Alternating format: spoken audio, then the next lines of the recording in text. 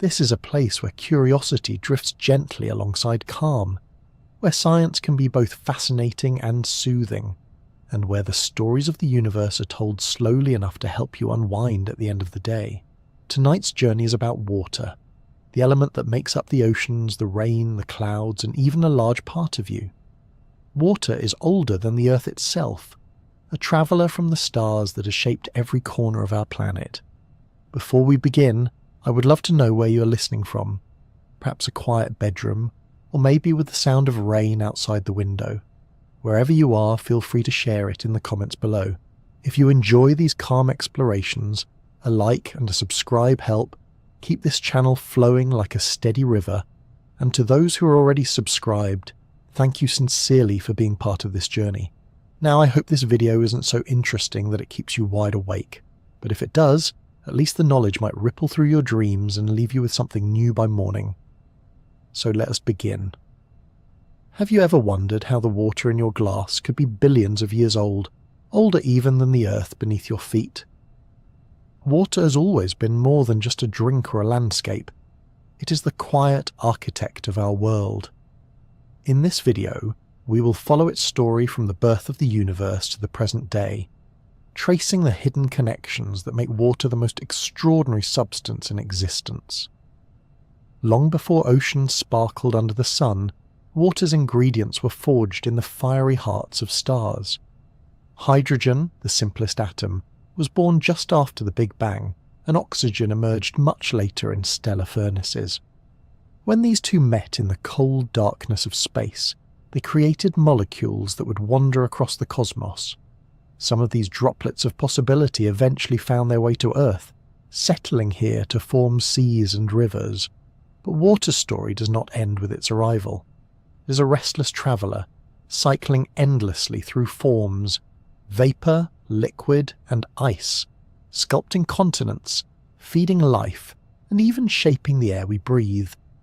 Water has been the setting for life's earliest experiments, the stage on which evolution first unfolded, and the force that has carried civilizations through droughts, floods, and discoveries. In the chapters ahead, we will explore how this substance bends the rules of chemistry, why it has been central to every form of life, how it flows through myths and science alike, and what it can teach us about the future. We will drift through deep time, from the icy comets that may have seeded our seas to the rivers that cradled humanity's first cities. As the story unfolds, you may begin to see water not just as something ordinary, but as a timeless companion, one that carries with it the memory of stars, of ancient rains, and of countless lives that have come before. The journey begins far away, long before there was an Earth to call home, in the dark expanses of space where the first drops of water were born. To speak of water is to speak of something ancient, something that has flowed through time longer than the Earth itself. Every drop that rests in a river or a glass has a cosmic biography. Its story begins not in oceans or rain clouds, but in the earliest chapters of the universe, when matter was new and the first stars had yet to shine. The universe began with hydrogen. In those first moments after the Big Bang, nearly all that existed was a vast sea of hydrogen and a touch of helium, along with faint whispers of lithium. There was no oxygen, no carbon, no nitrogen.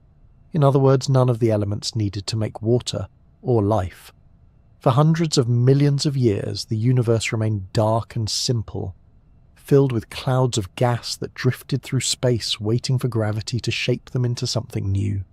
The first stars were the alchemists that changed everything. Deep inside their blazing cores, hydrogen atoms fused into helium, releasing energy that made the stars shine.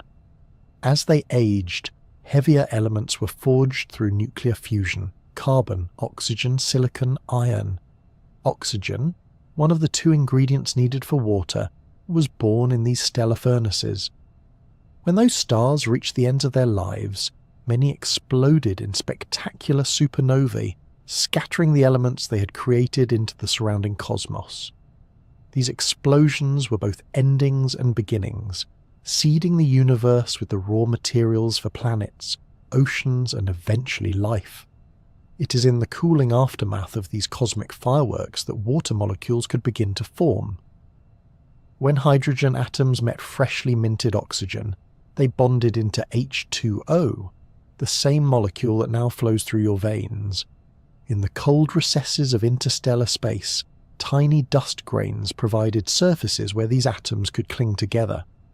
Ice mantles formed around grains of cosmic dust, and in the darkness between the stars, frozen water became surprisingly common. Modern telescopes, like those that peer in infrared light, have revealed these icy grains scattered throughout molecular clouds, the great nurseries where stars and planets take shape. Imagine drifting inside such a cloud. It is vast and dim, with faint filaments of gas and dust curling like smoke through the void. Within those filaments, simple molecules form: carbon monoxide, ammonia, methane, and most importantly, water.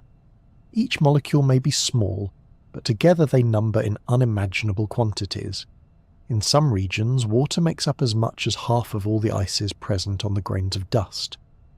Long before Earth existed, the galaxy was already rich in frozen oceans waiting to find a home. Over time, gravity gathered these clouds into denser clumps. New stars ignited, surrounded by swirling disks of gas and dust. Within these disks, planets and comets began to form. Some of the water locked in ice was destroyed by the heat of newborn stars, but much survived in the colder reaches of space. This ancient water became incorporated into icy bodies, comets, and asteroids, the carriers of oceans across the galaxy. When Earth was still young, about 4.5 billion years ago, it was a violent and molten place. Asteroids and comets rained down upon its surface, bringing with them not only rock and metal, but also precious cargo of water ice. Each impact delivered drops of an ocean that would one day cover most of the planet. Some scientists argue that volcanic outgassing, the release of water vapor from deep within Earth, also contributed. But there is strong evidence that at least part of our supply came from these icy messengers of space. Their isotopic signatures, the subtle fingerprints of hydrogen within water molecules, hint that some of the water we drink today was once locked inside a comet orbiting the young sun. To grasp the age of water is to appreciate deep time in a new way. When you sip from a cup, the molecules inside it were assembled in the heart of long-dead stars. They drifted through interstellar clouds, froze onto dust grains, and perhaps spent eons trapped inside a lump of ice hurtling silently through the solar system. That same molecule may have vaporized as a comet approached the sun, condensed again on a cold surface, and finally rained down upon Earth billions of years ago. Every droplet carries this story silently, as if each glass of water is a time capsule from the dawn of creation. What makes water especially remarkable is how widespread it appears to be. Astronomers have detected its spectral signature, the unique pattern of light it absorbs and emits, in distant galaxies, in nebulae, and even in the atmospheres of exoplanets. Water vapor swirls in the disks around young stars, hinting that the formation of oceans may be a common outcome of planetary birth. This suggests that Earth is not unique in receiving such a gift. Worlds across the universe may have their own seas, born of the same cosmic chemistry. The story of water's origin, then, is a story of the universe's creativity. From the simplest atom, hydrogen, and the stellar-born element oxygen, a molecule emerged that would shape entire worlds. It is a small, bent molecule with properties that seem almost whimsical compared to other compounds, but it is also durable. It has persisted across billions of years, never aging, never wearing out, always moving from one state to another. Consider this: the water in your body, in the oceans, in the clouds overhead, is older than the Earth, older than the Sun, older than the solar system itself. It began its journey in stars that lived and died long before our planet formed.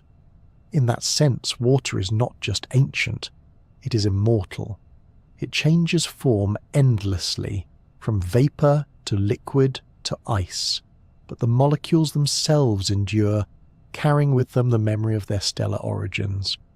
When you pause to think of this, Even the most ordinary glass of water becomes extraordinary. You hold in your hand a fragment of starlight's legacy, the ashes of exploded suns, the frozen whispers of interstellar clouds. Every river, every raindrop, every crashing wave is made of the same cosmic fabric, born of fire carried through darkness and delivered across time to shape a living world. The story of water begins with stars, but it does not end there. Once it arrived on Earth, this cosmic traveller began a new chapter, one that would transform a barren rock into the blue planet we know today. But in every raindrop and every tide, there still lingers the memory of its birth among the stars.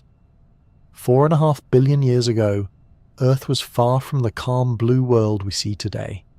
Picture instead a restless ball of molten rock, glowing with heat, battered by constant collisions from leftover fragments of the solar system. The young sun was brighter and more temperamental, and the surface of our planet was an unbroken hellscape of fire and stone.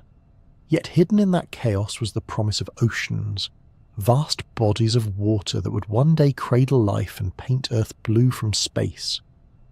How those oceans arrived, however, is still one of the most fascinating puzzles in planetary science. There are two main contenders for the origin of Earth's water. The first is delivery from above, a steady bombardment of icy comets and asteroids carrying frozen reservoirs from the outer reaches of the solar system. The second is outgassing from below, the release of water vapour trapped deep inside the planet's interior, locked in minerals and carried upward by volcanic activity. Both stories are compelling, and both likely played their part in transforming Earth into a watery world. Comets have long been romanticised as cosmic messengers, icy travellers from the edges of the solar system. Their brilliant tails streak across the night sky, but beneath that beauty lies a practical cargo, frozen water. If enough comets smashed into the early Earth, they could have delivered much of the water that now fills the oceans. The idea seems simple. Icy rocks fall, they melt, and the seas are born. But science is rarely so tidy. When scientists began measuring the isotopic composition of cometary water, specifically the ratio of deuterium to hydrogen, they found something intriguing. Deuterium is a heavier form of hydrogen, and the balance between the two acts like a fingerprint. Many comets have a deuterium to hydrogen ratio that does not quite match Earth's oceans. Some are too heavy, suggesting their contribution was smaller than once imagined. Still, not all comets are the same. A few, such as Comet 103P/Hartley 2, have water that closely matches Earth's signature, hinting that at least some of our oceans may indeed have been delivered from the icy outskirts of the solar system. Asteroids, often overshadowed by their more dramatic comet cousins, may actually have been even more important. These rocky bodies, particularly carbonaceous chondrites, contain significant amounts of water locked in their minerals. Unlike comets, they originated closer to the Sun, making their delivery more plausible in terms of orbital dynamics. Their isotopic signatures line up neatly with Earth's oceans, suggesting that asteroids could have been the true champions in seeding our planet with water. Meanwhile, deep within Earth itself, another process was unfolding. When the planet first formed, it accreted not just rock and metal, but also materials that contained water bound within their crystal structures. As Earth's interior heated and churned, much of that water was released in the form of steam through volcanic eruptions. Imagine countless volcanoes across a molten landscape, spewing gases into a toxic sky. Carbon dioxide, nitrogen, sulfur compounds, and crucially, water vapour filled the air. Over millions of years, this outgassing could have built a thick, steam-laden atmosphere. Eventually, as Earth's surface cooled, that vapour condensed into liquid, falling as relentless rain. For thousands, perhaps millions of years, it poured without end. Drop after drop, storm after storm, the water collected in the lowest basins, forming the first oceans. It must have been an astonishing transformation. A planet once red hot and glowing, scorched and cracked, slowly cloaked in shimmering blue. This rain was no gentle drizzle. The young Earth still endured impacts from space, each one sending shock waves across the surface, boiling away seas and vaporizing water into the sky, only for the cycle to begin again. Oceans may have filled and evaporated many times before finally stabilizing, yet by around 4 billion years ago, evidence suggests large, persistent bodies of water covered much of Earth's surface. The violent world had given way to one that could reflect the light of the sun in shades of blue. To walk along the shore of that first ocean, if one could time travel, would have been a surreal experience. The air was thick with carbon dioxide, unbreathable by modern lungs. The seas were likely acidic, churning with dissolved minerals. The land was barren, without a blade of grass or a single tree. Yet despite this alien quality, the oceans glittered under the sun, a familiar sight in an otherwise unfamiliar world. They were the stage on which life's first experiments would soon unfold. The debate between cometary delivery and volcanic outgassing is not fully resolved, and it may never lean entirely to one side. The truth is probably a mixture of both. Some water rained down from space carried by asteroids and perhaps the occasional comet. Some emerged from deep inside the planet, liberated by volcanic breath. Together, these sources filled the basins and transformed Earth from a fiery orb into the ocean world we recognize today. One of the remarkable things about this transformation is how quickly it happened in geological terms. From fiery birth to watery stability, only a few 100 million years passed. That is less than 10% of Earth's age, a blink in cosmic time. Once oceans formed, they became persistent, surviving asteroid impacts, supervolcanoes and ice ages. They cycled endlessly but remained, anchoring the climate and shaping the surface. If you could stand in space and watch the change unfold, it would be breathtaking. First, a glowing rock spinning under the sun, its surface alive with magma oceans and erupting mountains. Then, clouds forming, thick and heavy with steam. Rain falling, steaming on contact with hot stone, but falling still over and over. Eventually water gathering, spreading, reflecting sunlight until the planet itself glowed blue. That blue has endured ever since, a signature visible across the galaxy. Earth's oceans are, in a sense, the planet's autobiography written in liquid. They carry the memory of comets and asteroids, of volcanoes and rainstorms that lasted longer than human imagination can easily grasp. They are reminders that creation is rarely a single act, but rather a weaving together of many sources and forces. When you gaze at the ocean today, stretching endlessly toward the horizon, you are looking at a blend of two origins: water, born in the cold of space, and water exhaled from the fiery lungs of Earth itself. Both journeys converge to fill the seas, setting the stage for every wave, every storm, and every living thing that followed. What began as fire and stone became a world of water, and in that shift lay the foundation for life itself, a transformation so complete that Earth would forever after be known as the Blue Planet. The oceans of early Earth were not just vast stretches of water, they were enormous laboratories, restless places where chemistry experimented endlessly. In their waves and depths, the simple elements forged in stars and delivered by comets mingled in countless combinations. Out of this watery chemistry, life began its improbable story. To understand why, it helps to look at water not simply as a liquid, but as the stage, the solvent, and even the silent participant in the earliest reactions that made life possible. Chemistry thrives on contact. For atoms and molecules to link, they must collide, trade electrons, and settle into new arrangements. Water, with its unusual properties, provided the perfect medium for such encounters. It dissolves salts and minerals, it suspends organic molecules, and it allows them to move freely enough to meet, but not so chaotically, that everything dissolves into chaos. In other words, water creates just the right balance between stability and mobility. Without it, the dance of molecules would have been far too sluggish or far too violent to sustain the delicate steps needed to build life. The oceans of early Earth contained a cocktail of ingredients.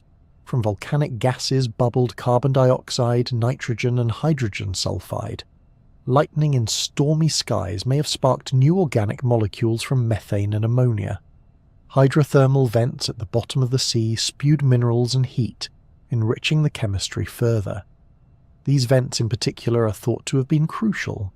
They create gradients, differences in temperature, pressure, and chemical concentration that drive reactions forward. Where hot mineral-rich water meets cold seawater, energy is released, and with it, the possibility of building complexity from simplicity. Imagine towering chimneys of black smoke rising from the seafloor, surrounded by shimmering plumes of heat. These hydrothermal vents are alive with mineral deposits that act almost like natural catalysts. Iron, nickel, and other metals create surfaces where carbon compounds can assemble into more elaborate molecules. It is as if nature had built millions of tiny laboratories across the ocean floor, each running experiments for millions of years. One of the great questions of science is whether life began in such vent environments or in the so-called primordial soup, a rich broth of organic molecules spread across shallow seas or tidal pools. The soup theory suggests that sunlight, lightning and volcanic gases could have combined to cook up amino acids and other essential building blocks. Laboratory experiments, most famously the Miller-Urey experiment of the 1950s, showed that under the right conditions, simple mixtures of gases can indeed produce amino acids, the components of proteins. Whether this soup alone could have organized into something as complex as life is debated, but it shows how naturally such chemistry can arise in water-rich environments. What makes water indispensable in all of this is its peculiar chemistry. A water molecule is small and deceptively simple, but its bent shape and polar nature allow it to form hydrogen bonds. These weak attractions between molecules create an environment where larger molecules can fold, twist, and stabilize into functional shapes. Proteins, for instance, owe their complex structures to the influence of surrounding water. Without water, the delicate architecture of life's molecules would collapse. Water also plays a vital role in energy transfer. In cells today, reactions often involve breaking or forming bonds with water, processes known as hydrolysis and condensation. It is not just a passive stage. Water actively participates, shuttling pieces of molecules and enabling reactions that would otherwise stall. On the prebiotic Earth, this chemistry may have been the key to stringing together nucleotides into RNA, or amino acids into proteins, steps essential to bridging the gap between mere chemistry and biology. Consider the possibility of RNA molecules emerging in these watery settings. RNA is remarkable because it can both store information and catalyze reactions. It may have been one of the earliest self-sustaining molecules capable of copying itself and evolving. But RNA is fragile. Without a solvent like water to cushion its formation and maintain its bonds, it would not have lasted. The oceans offered the ideal environment, protecting these delicate chains and allowing them to accumulate. There is also the matter of cycles. Life is not built from one-off reactions, but from processes that repeat and sustain themselves. Water's ability to cycle endlessly, evaporating, condensing, and raining again, may have concentrated key molecules in shallow pools or along coastlines. Repeated wetting and drying could have encouraged simple molecules to link into longer chains. Each cycle was another chance for chemistry to take a step toward biology. In reflecting on why water is so perfectly suited for life, some scientists have called it the universal solvent. It dissolves more substances than any other liquid, creating a playground where atoms and molecules are constantly encountering each other. That versatility gave the early Earth's oceans their power. No matter what building blocks arrived, whether from volcanic gases, lightning strikes, or asteroid impacts, water provided the medium where they could meet, mingle, and evolve into something new. It is humbling to imagine that the first flicker of life might have begun as a cluster of molecules floating in a droplet, perhaps near a vent or within a shallow tide pool warmed by the sun. From the perspective of chemistry, there is no magic in this, only the natural outcome of time, energy, and water's patient work.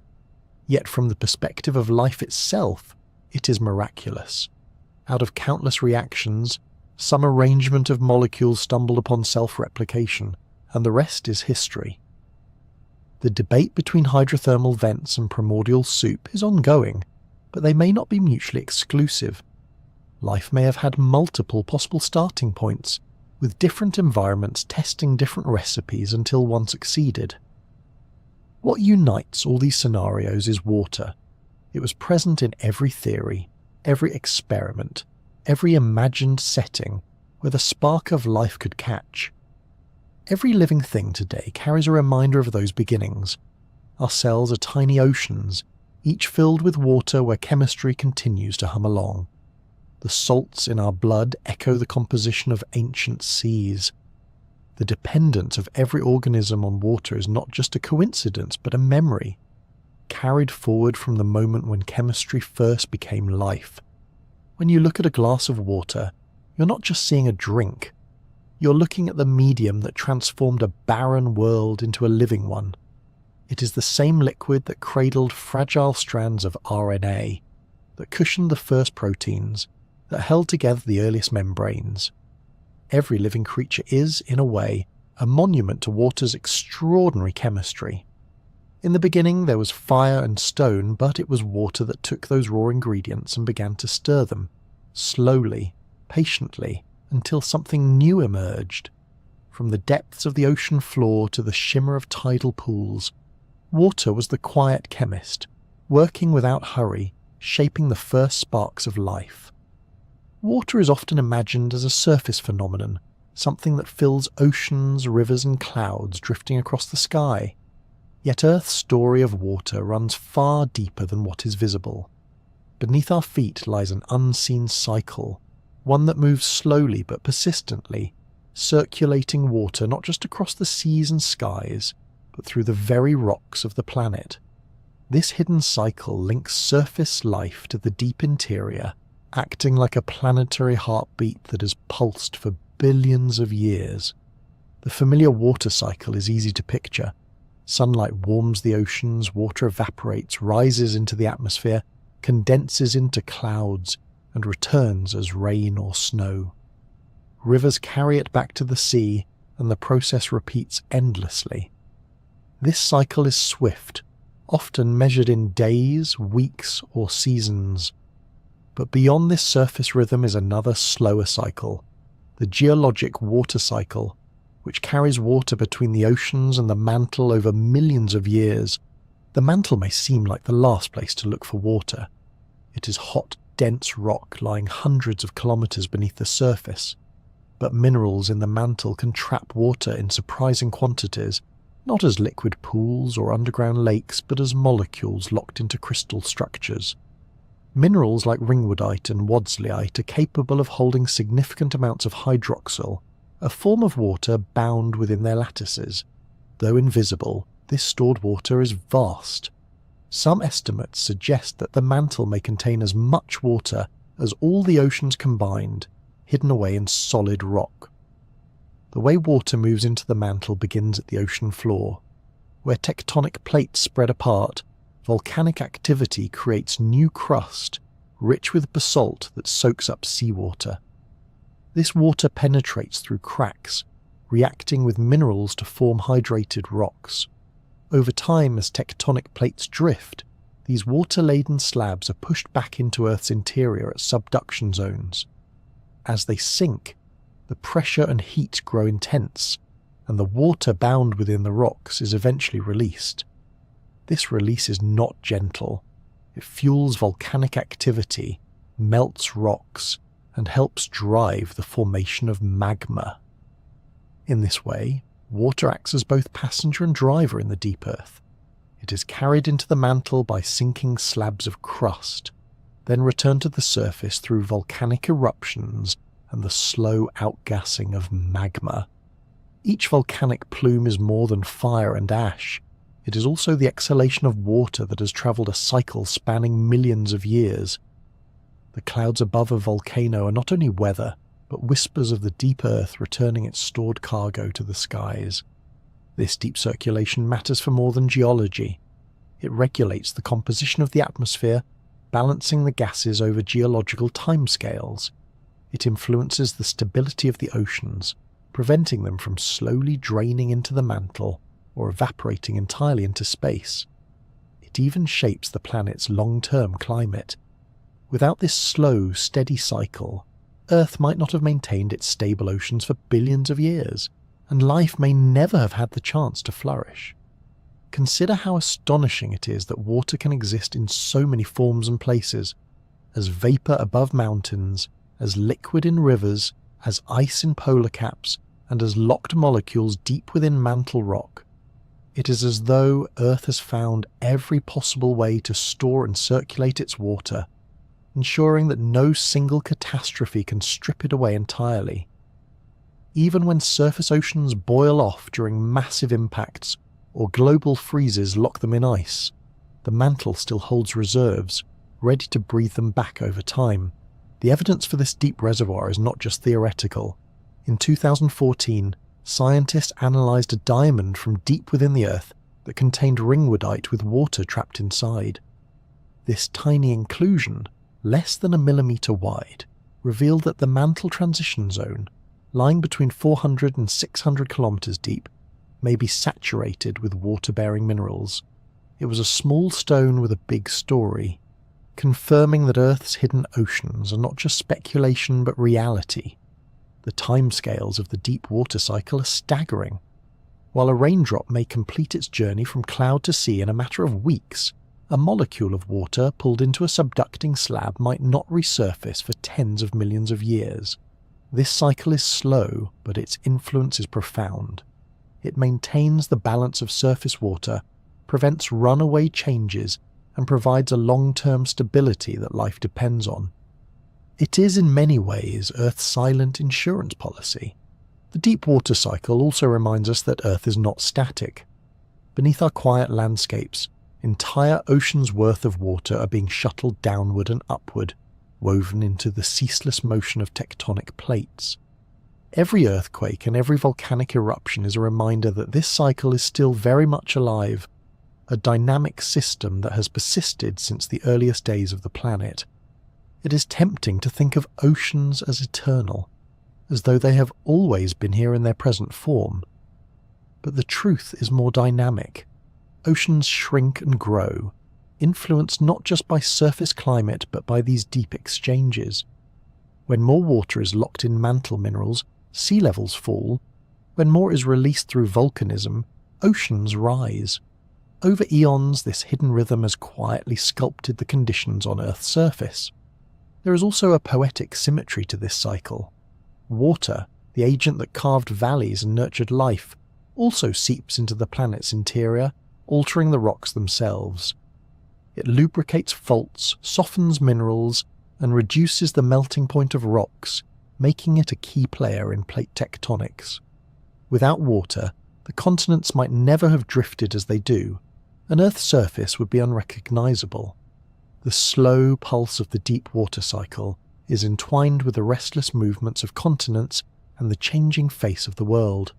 When viewed this way, Earth itself seems alive, with water as its bloodstream. The shallow cycle of rain and rivers is like quick breathing, while the deep geologic cycle is the steady heartbeat, slower but just as vital. Both rhythms work together to sustain the balance that has kept Earth habitable across deep time. The next time you stand by the ocean, it is easy to think of all that water as simply surface. But beneath the waves lies a second ocean, hidden in stone, silently circulating through the planet's mantle. Together, the visible and the hidden cycles weave a story of endurance. Earth has not only kept its water, it has recycled it, protected it, and folded it into every layer of its being. To drink a glass of water is to take part in this planetary rhythm. Some of those molecules may have fallen as rain last week. Others may have been released from a volcanic vent millions of years ago. Still others might have been trapped deep within minerals since before the first life stirred in the seas. Each sip carries with it the heartbeat of a planet that has never stopped cycling its most precious element. Water is not only a constant companion in Earth's history, but also the great regulator, the force that has driven the planet through dramatic swings of climate. Across billions of years, Earth has seen extremes that stretch the imagination, times when the planet was almost entirely frozen over from pole to pole, and others when tropical seas washed over continents and there was barely an ice crystal to be found. These cycles of ice ages and hothouse climates are reminders of how profoundly water shapes the destiny of a world. Let us begin with a scenario so dramatic it sounds like science fiction: Snowball Earth. Around 700 million years ago, evidence suggests that glaciers extended all the way to the equator. The oceans froze nearly solid, locked under thick sheets of ice.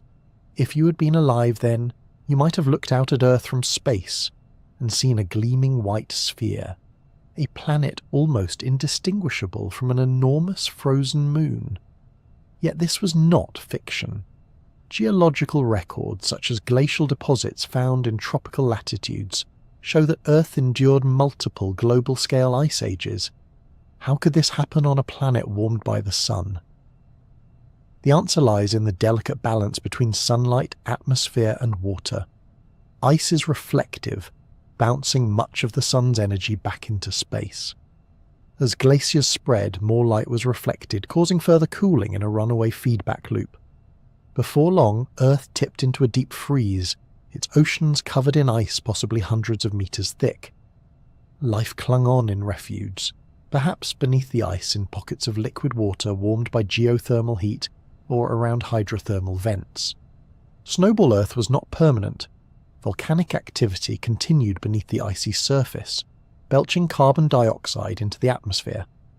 With oceans sealed under ice, that carbon dioxide could not be reabsorbed by weathering or dissolved in seawater, so it accumulated.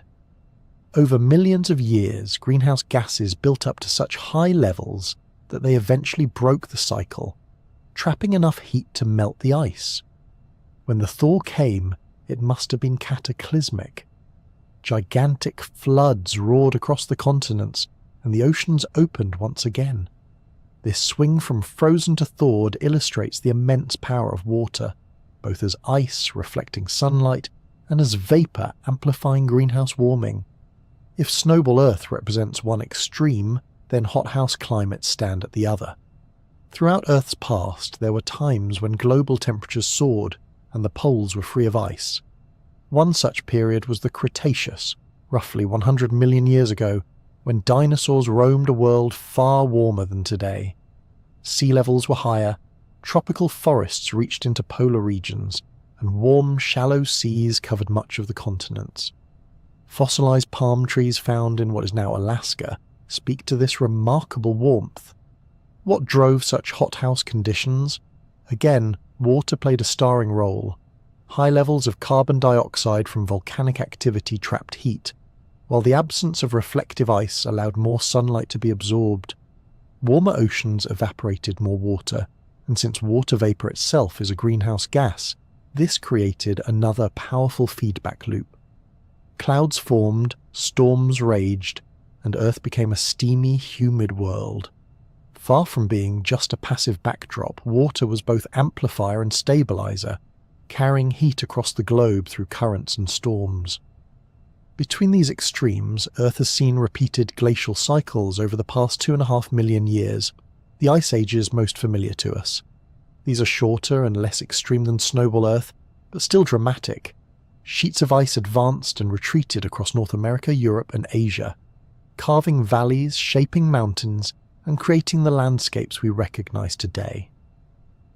At the height of the last glacial maximum, around 20,000 years ago, ice sheets more than 3 kilometers thick buried much of the northern hemisphere. Sea levels dropped by more than 100 meters, exposing vast tracts of land that humans and animals used as migration routes. The rhythm of these ice ages is guided by subtle changes in Earth's orbit and tilt, known as Milankovitch cycles. These small variations alter how sunlight is distributed across the planet. Water responds to these changes with great sensitivity. More snow and ice increase reflectivity, encouraging further cooling. Melting reverses the effect, allowing the planet to warm again. The cycle is a slow pendulum, swinging back and forth over tens of thousands of years, with water as both passenger and engine. These glacial eras remind us that water is an architect of landscapes. When glaciers grind across rock, they leave behind valleys, fjords, and polished stones. When they retreat, they release torrents of meltwater, feeding rivers and lakes. Entire ecosystems and human societies have been shaped by these advances and retreats. Even today, the Great Lakes of North America are legacies of glacial carving and melting. The contrast between frozen Earth and hothouse Earth might seem extreme, but both share a common truth. Water is the planet's thermostat. In one form, as ice, it cools the planet by reflecting light. In another, as vapor, it warms the planet by trapping heat. As liquid, it carries warmth through currents, distributing energy from the equator to the poles. Earth's climate is, in essence, water in motion. It is worth reflecting on how resilient life has been through these swings. During Snowball Earth, life may have been reduced to small microbial pockets, yet it endured. During hothouse periods, tropical conditions flourished even in polar regions. Life adapted, survived, and even thrived, evolving in step with the shifting climate. The extremes of water's influence may have been harsh, but they were also creative forces, nudging evolution forward in new directions. One striking example is the Cambrian explosion, which followed soon after the last great Snowball Earth events. The thaw released floods of nutrients into the oceans, fueling an evolutionary burst that gave rise to the ancestors of nearly all modern animals. It is tempting to imagine that without such extreme ice ages, life may not have diversified in the same way. Water, in freezing and thawing, may have acted as the Great Reset button, clearing the stage and allowing new forms to emerge. Hothouse conditions, too, had profound impacts. The warm, shallow seas of the Cretaceous nurtured coral reefs and diverse marine life. The lush forests of the time stored enormous amounts of carbon, influencing the balance of gases in the atmosphere. When conditions shifted again, many species disappeared, but others rose to take their place. Each climate swing left fingerprints not just in rocks and ice cores, but in the very fabric of biology. Today, scientists study these past extremes to better understand our present. Ice cores drilled from Antarctica contain tiny bubbles of ancient air, revealing atmospheric compositions and temperatures stretching back hundreds of thousands of years. Rocks from ancient glaciations tell us where ice once reached, even near the equator. Together, they show that water has always been the main actor in Earth's climate theatre. The story of water across geological time is dramatic, almost theatrical. It has frozen the planet solid, drowned continents beneath tropical seas, and marched glaciers across the land like slow armies of ice.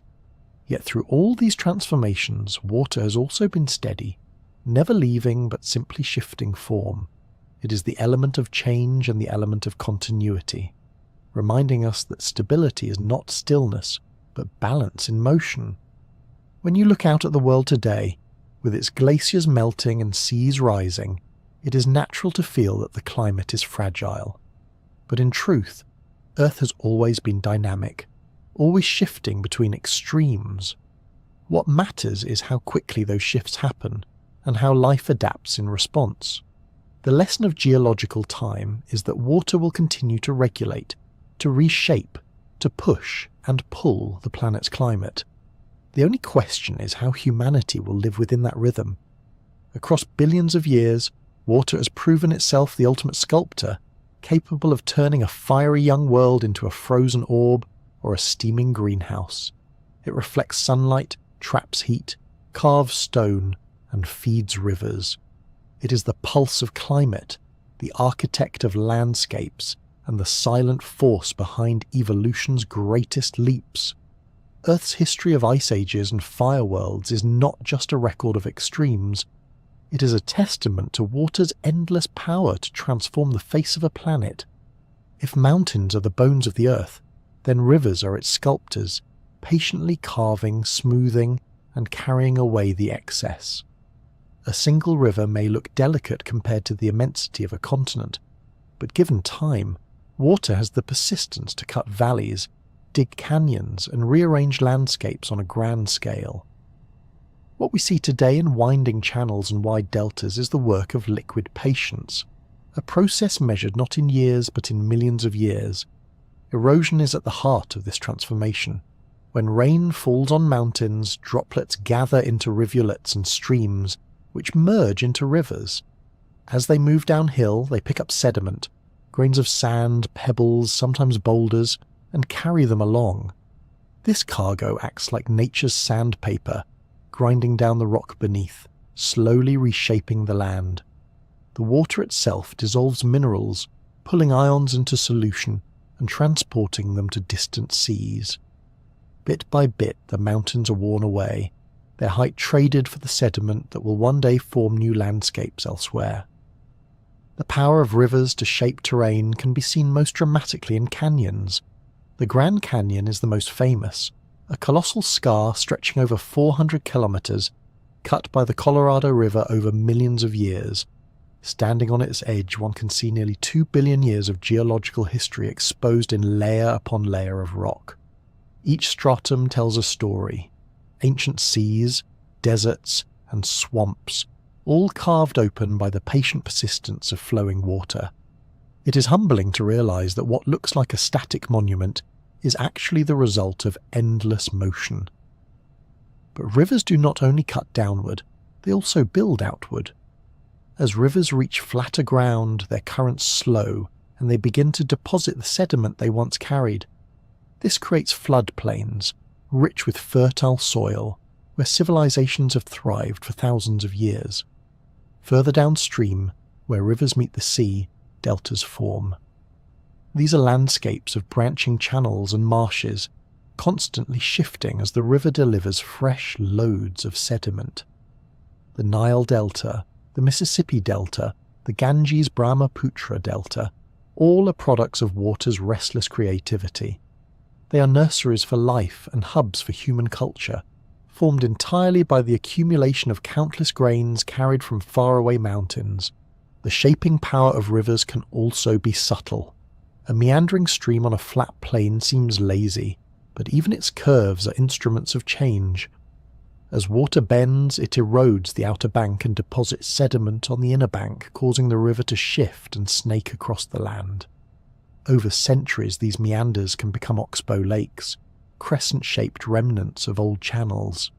The landscape becomes a record of the river's wandering, like the doodles of water left behind as it experiments with new paths. Water does not hurry, yet it achieves more than the strongest forces. A glacier can bulldoze valleys, and an earthquake can shatter mountains, but rivers refine the results, sculpting the raw forms into smooth valleys and broad basins. Their patience is their power. Give a river a mountain, and it will eventually carry it to the sea. One of the marvels of this process is its recycling. The sediment rivers carry is not lost but reused. Grains of sand carried from granite peaks may settle in a delta, compact into sandstone, and later be uplifted as new mountains. The journey of a single mineral grain can span billions of years, carried back and forth by rivers that never cease their work. This constant movement ties together distant parts of the world. The soil beneath your feet may once have been part of a mountain range half a continent away. The Amazon River offers a striking example of scale. It drains an area larger than the entire United States, carrying more fresh water than any other river on Earth. Each day it delivers vast quantities of sediment to the Atlantic Ocean, forming a plume visible from space. The very shape of South America has been influenced by this river system, as the Andes shed their mass grain by grain into the Amazon basin. Without rivers like this, continents would remain sharp and rugged, but with them the land is reshaped into plains, wetlands, and coasts. Rivers also create opportunities for life. Freshwater habitats teem with fish, amphibians, and insects. Floodplains enrich soils with nutrients, supporting forests and agriculture. Deltas provide shelter for countless species of birds and marine life. Life has always followed rivers, not only because they provide water, but because they continually renew the land. Even human history is inseparable from rivers. The Nile, the Indus, the Yangtze, the Tigris, and Euphrates. Each of these rivers was both a geographic feature and a lifeline, shaping where cities rose and how cultures spread. From a scientific perspective, rivers are also storytellers. By studying the sediments they carry, geologists can reconstruct climates and environments of the past. Grains of sand reveal the type of rock they came from. Isotopes of oxygen in shells deposited by rivers reveal patterns of rainfall and temperature. A river is not only a sculptor but an archivist, preserving within its deposits the memory of the landscapes it has passed through. It is worth noting that rivers are not eternal in form. They shift courses, abandon old channels and carve new ones. Over geological time, entire drainage systems reorganize themselves, sometimes dramatically. The Mississippi River, for instance, has changed course multiple times, leaving behind abandoned valleys across the plains. Each change is a reminder that even the most dependable-seeming river is an agent of change, not permanence. The beauty of rivers is that they work at all scales. A small creek trickling through a forest carves its banks just as surely as the Amazon sculpts continents. The principle is the same: water flowing downhill, carrying away the high places and filling the low. Over time, those tiny drops add up to monumental results. There is something comforting in that persistence, a reminder that transformation does not always require speed or violence, only time and patience. Even deserts, seemingly devoid of rivers, carry their imprint. Dry canyons and wadis are remnants of ancient streams that once flowed when climates were wetter. Flash floods may occasionally remind the land of water's power, carving channels in mere hours that will stand dry for centuries. The absence of water in these places only highlights how transformative it has been in the past. When standing at the edge of a canyon, or gazing at the fan-shaped spread of a delta, it is easy to forget that all of this was created by something as simple and ordinary as water following gravity's pull. Yet therein lies the magic. The greatest landscapes of Earth are not always the result of sudden catastrophes, but of ordinary processes repeated endlessly. Rivers are proof that patience multiplied by time can move mountains. In the end, rivers are not just features of geography. They are living systems connecting sky, mountain, and sea in one continuous flow. They shape continents, nurture life, and tell stories written in stone and sand. To follow a river's course is to watch Earth sculpt itself, grain by grain, until what was once rugged and raw becomes graceful and enduring. Each river is a reminder that water never rests, and through its endless journey, the face of the planet is forever being reshaped. The oceans are often thought of as vast blue spaces, places where waves roll and creatures swim, but they are also the great regulators of Earth's climate. Without them, the planet would swing wildly between extremes of heat and cold. With them, the climate is tempered, buffered by an immense system that moves energy, moisture, and even gases around the globe. To call the oceans Earth's thermostat is not poetic exaggeration but scientific truth. Water has a remarkable capacity to store heat. Compared to air or rock, it takes much more energy to change its temperature.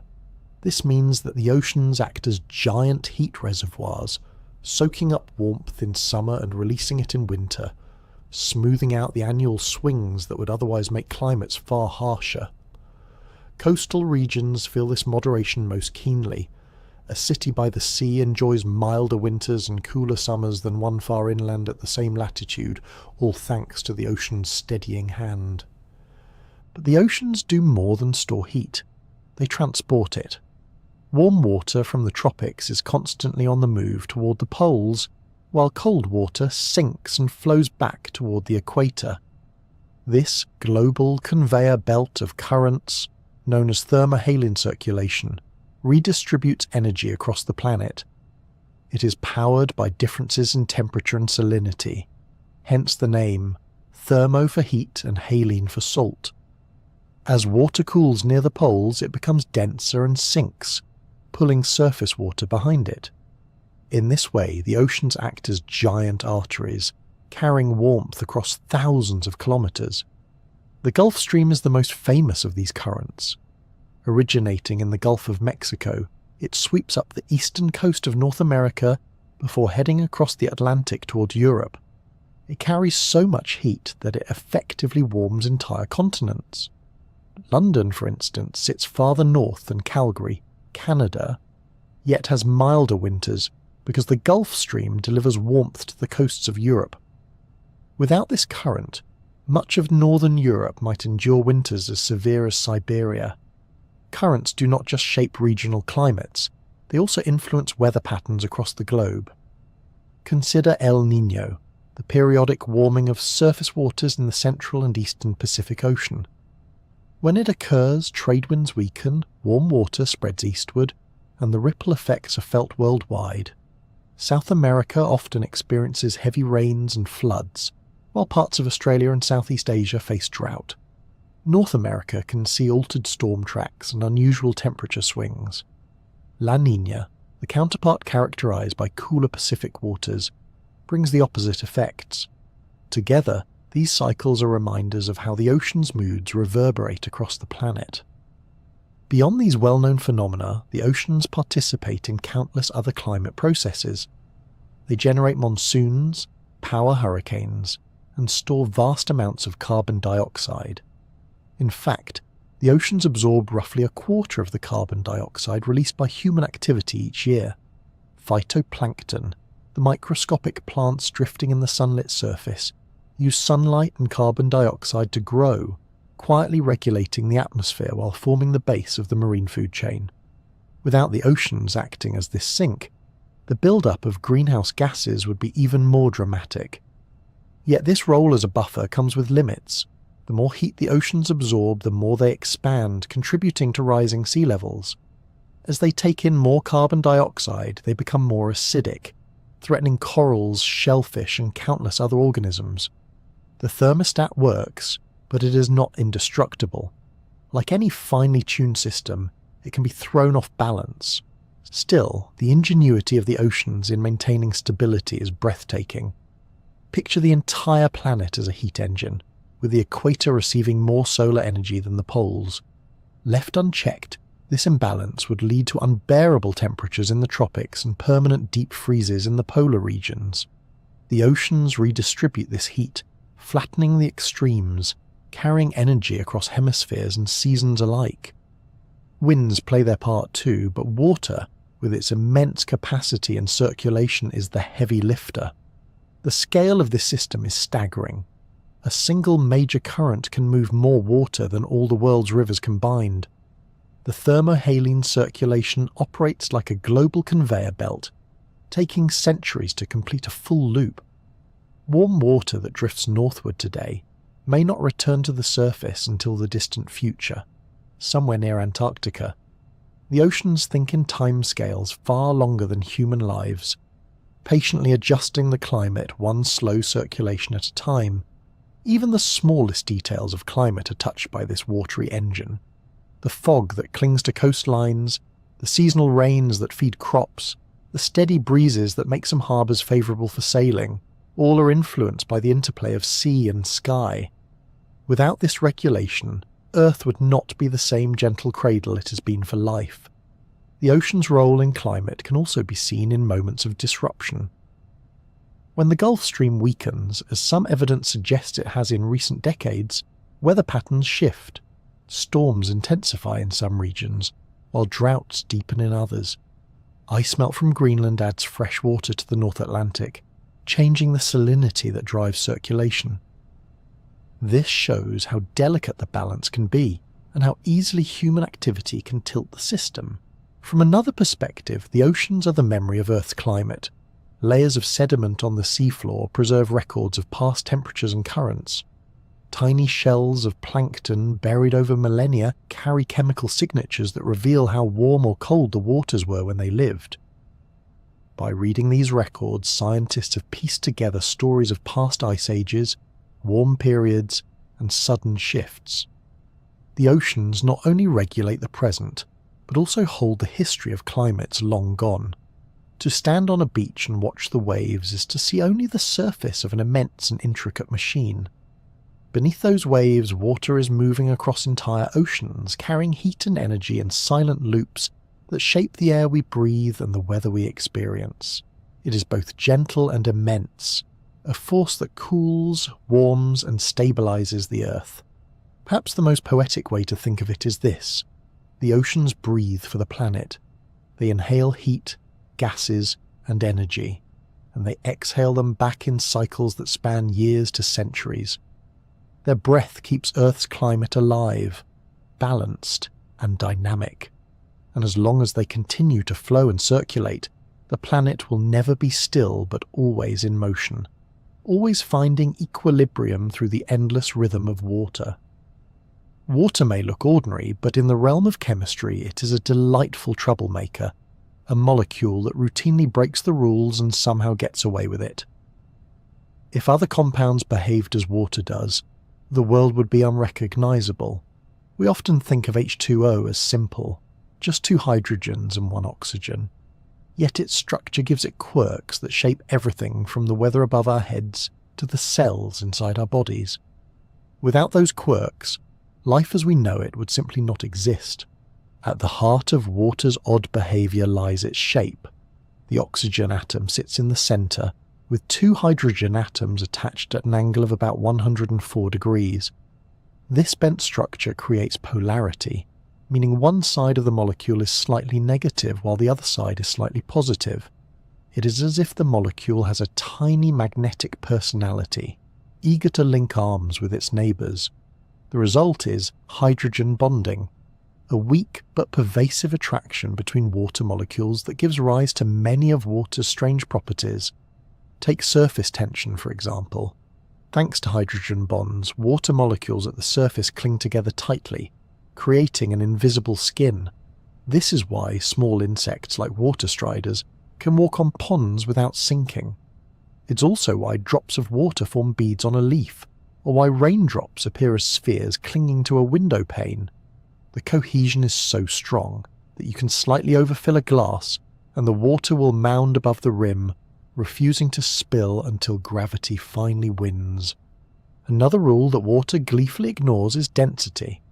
For most substances, the solid form is denser than the liquid, which is why solids sink in their melted versions. But water turns this rule on its head. Ice floats. The reason again lies in hydrogen bonding. As water freezes, the molecules arrange themselves into a crystalline lattice, held apart by bonds that leave empty space. This structure makes ice less dense than liquid water. The consequence is profound.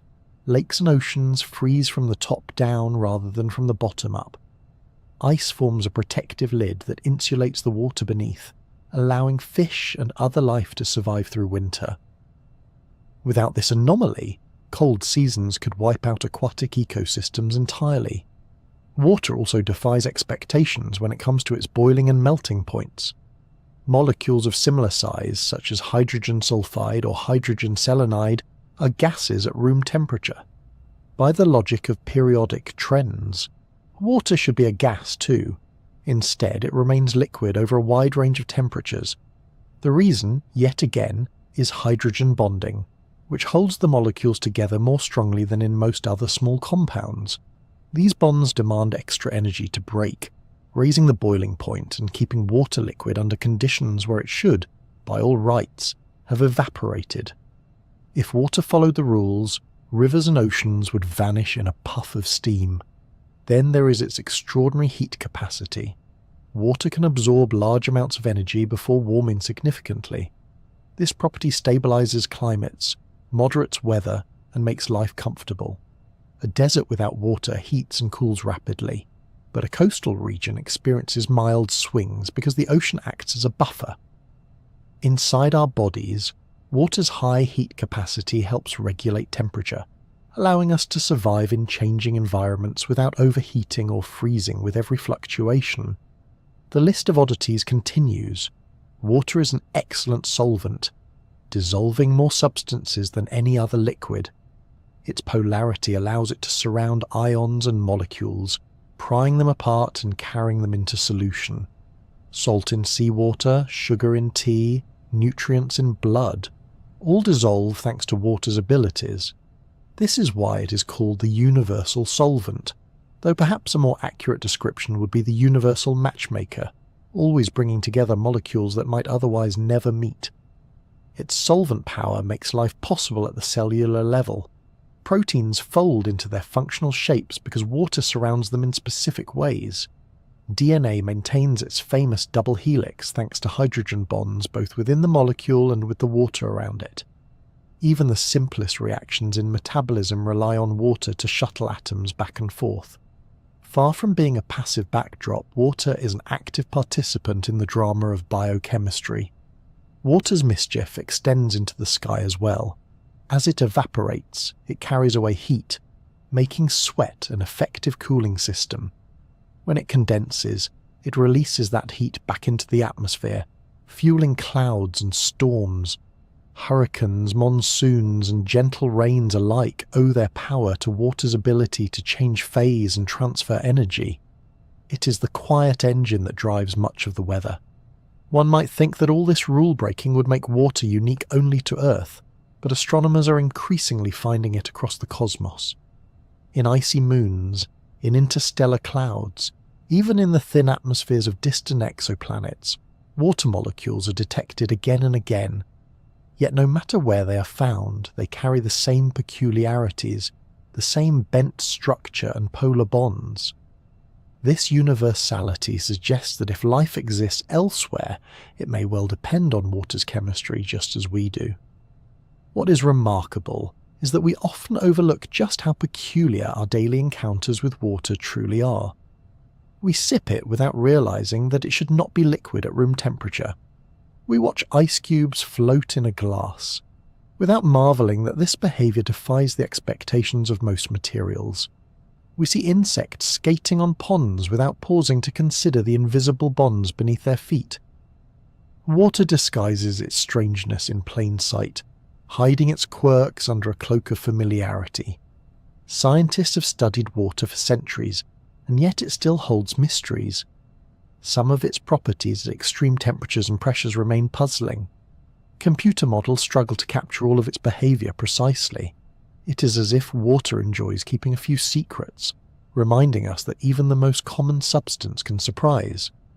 Perhaps the best way to appreciate water is to imagine a world without its peculiar chemistry. A planet where ice sinks, oceans freeze solid, proteins unravel, and storms never gather would be lifeless. The rules that water breaks are the rules that make life possible. Its quirks are not accidents but the very foundation of complexity, resilience, and beauty. Water may look like an obedient liquid, but in truth it is a cosmic prankster with a serious purpose.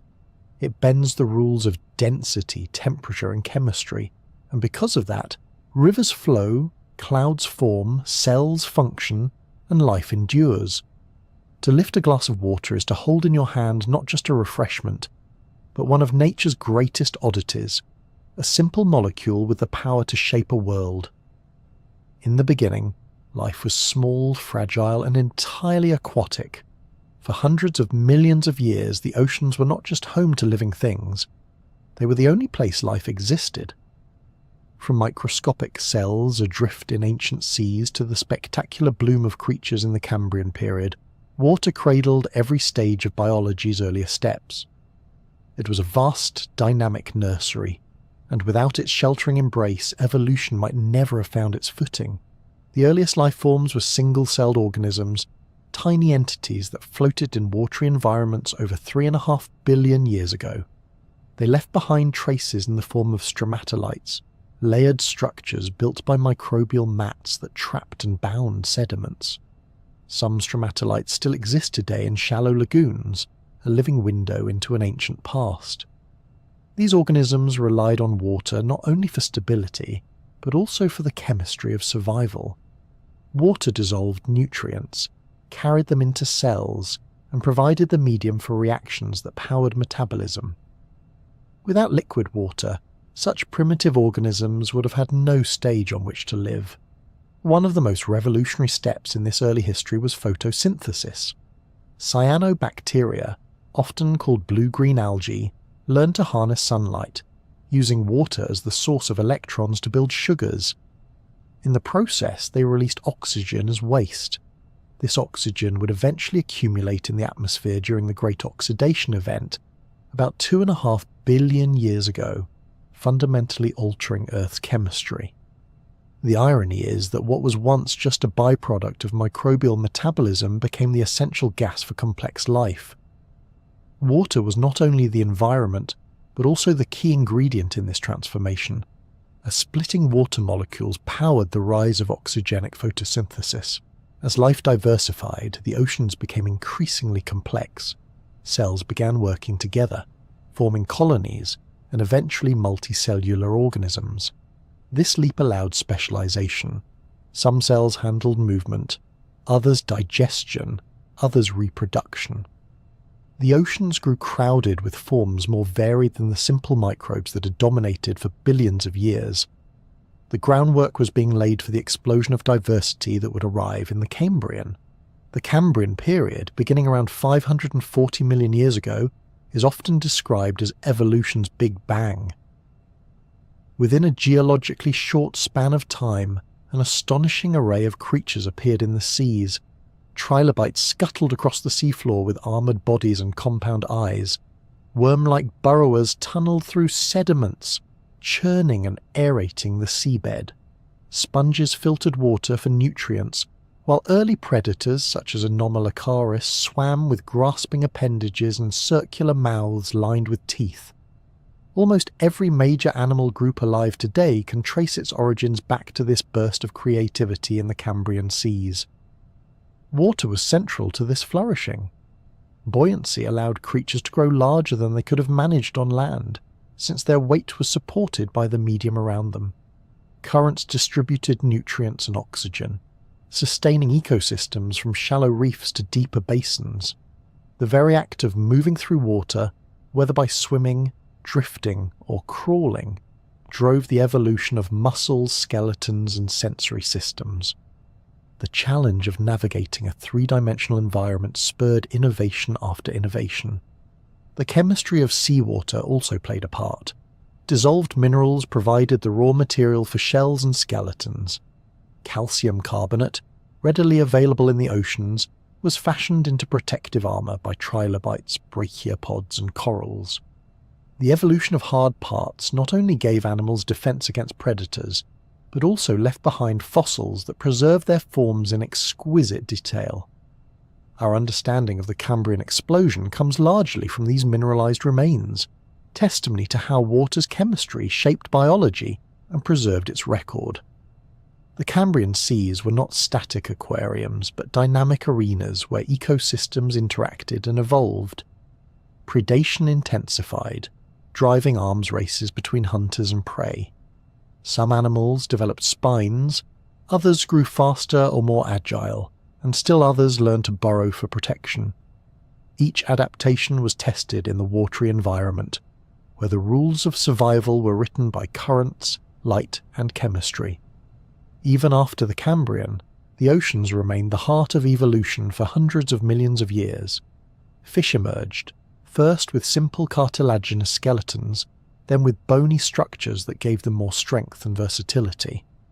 Fins evolved, eyes sharpened, and jaws appeared, opening up entirely new possibilities for feeding. Coral reefs blossomed as hubs of biodiversity, while vast schools of plankton fed the food chains that extended all the way to the largest marine reptiles and mammals that would come much later. Through it all, water provided stability. It buffered organisms from dramatic temperature swings, unlike the more variable conditions on land. It shielded fragile tissues from the harsh ultraviolet radiation that bathed the surface world before the ozone layer thickened. It supplied the medium for gases and nutrients to diffuse directly into cells. Life in the oceans was not easy, but it was possible, and for billions of years, it was the only possible stage. The eventual move on to land was one of the most daring experiments in evolutionary history, but it was only possible because life had spent eons perfecting itself in water. Limbs strong enough to bear weight, skin tough enough to resist drying out, lungs efficient enough to breathe air. All of these adaptations were honed in aquatic ancestors before they were tested on land. Even today, the fingerprints of this watery past remain. Our blood is salty, echoing the composition of ancient seas. The embryos of vertebrates develop in fluid-filled sacs, tiny oceans carried within us. Life carries its birthplace wherever it goes. When we look back on the story of early life, it is impossible to separate it from water. The first cells floated in it, the first multicellular organisms were shaped by it, and the great Cambrian explosion unfolded entirely within it. Water was cradle, catalyst, and constant companion. The oceans that stretched across the Cambrian earth were teeming with forms both familiar and alien, but all shared one thing in common. They were children of water. From single cells that learned to harness sunlight to trilobites marching in armoured lines across the seafloor, every step in evolution's early dance was choreographed by the sea. Long before there were forests or deserts, long before there were birds in the sky or mammals on the land, there were oceans filled with experiments in living, all of them carried by water's embrace. In this sense, water was not just the backdrop of early life, but its co-author, guiding, protecting, and challenging it until the great leap onto land could be made. The story of life's beginning is, at its core, the story of water itself, a tale of chemistry transformed into biology, played out in the endless rhythms of the sea. When people picture water on Earth, the mind usually drifts to oceans, rolling waves, crashing surf, or the vast blue that dominates maps and photographs from space. Yet almost all of that water, over 97% of it, is salty and undrinkable without significant effort. Fresh water, the kind we can sip, irrigate crops with, or pipe into cities, makes up less than 3% of Earth's total supply. Even then, most of that small fraction is locked away in glaciers, ice caps, or hidden deep underground.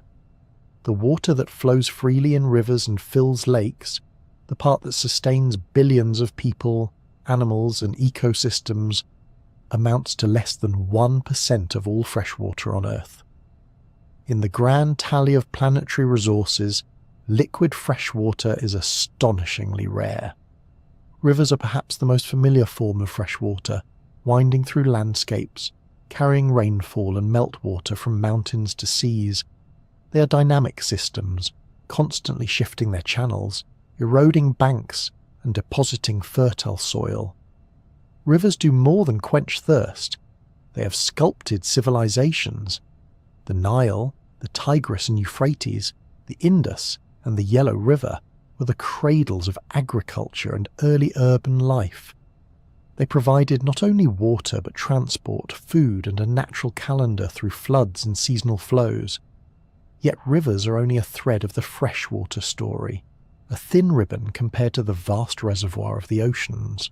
Lakes, by contrast, act as basins of stability.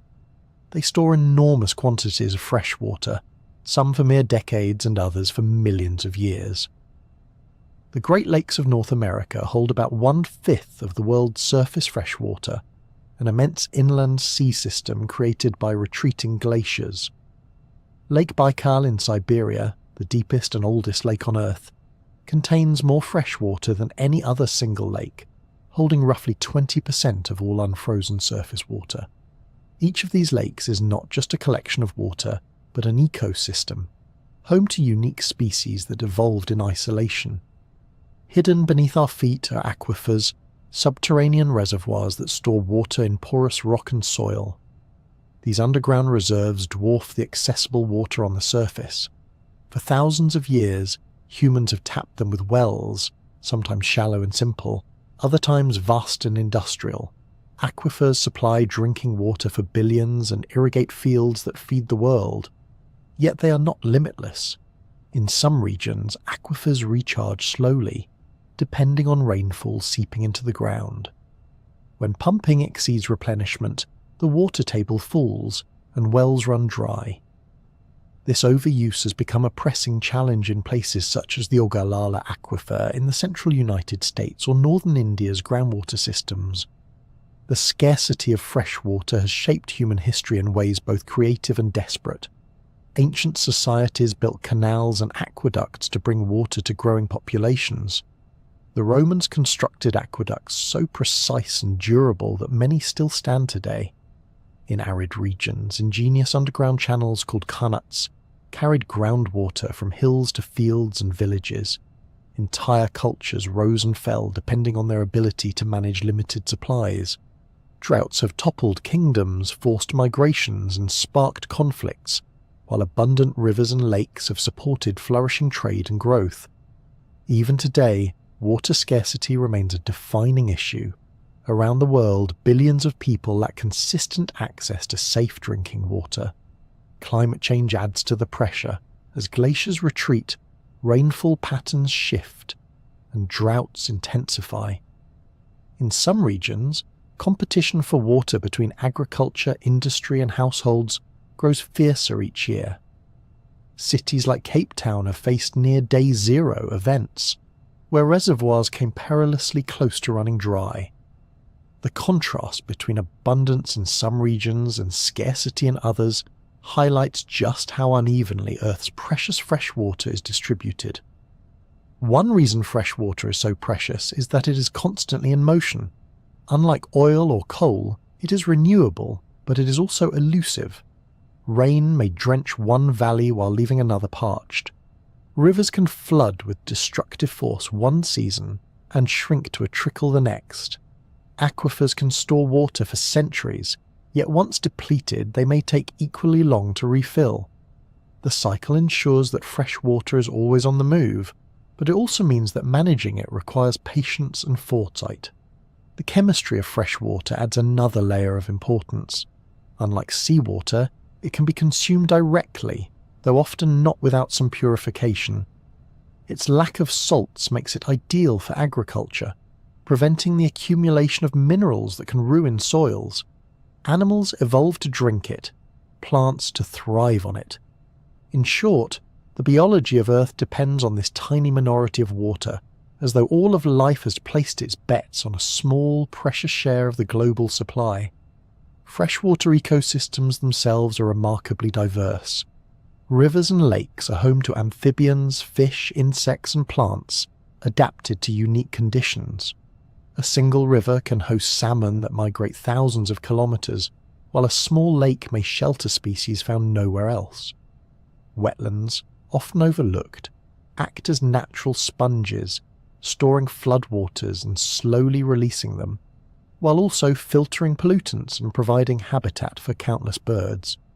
The richness of these systems makes the scarcity of fresh water all the more poignant. Throughout history, societies have responded to scarcity with ingenuity but also with conflict. Wars have been fought over access to rivers, and treaties have been signed to share waters between nations. Modern technology allows desalination of seawater, turning salt water into fresh water, but it is energy-intensive and expensive. Dams and reservoirs can store water, yet they disrupt ecosystems and displace communities. The search for solutions is ongoing, balancing human needs with the health of the planet's freshwater systems. One striking example of scarcity's impact is the Aral Sea, once the fourth largest lake in the world. Over the 20th century, rivers feeding it were diverted for irrigation.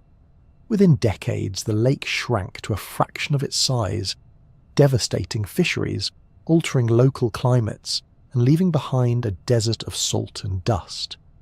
It is a cautionary tale of how fragile freshwater resources can be when demand outpaces supply. Despite challenges, there is also resilience. Restoration projects have brought parts of the Aral Sea back to life. Rivers once polluted beyond recognition have been cleaned and revived. communities are increasingly turning to conservation, recycling, and smarter irrigation to stretch supplies further. The story of freshwater is not only one of scarcity, but also of adaptation and recovery. When viewed against the immensity of Earth's oceans, fresh water may seem insignificant.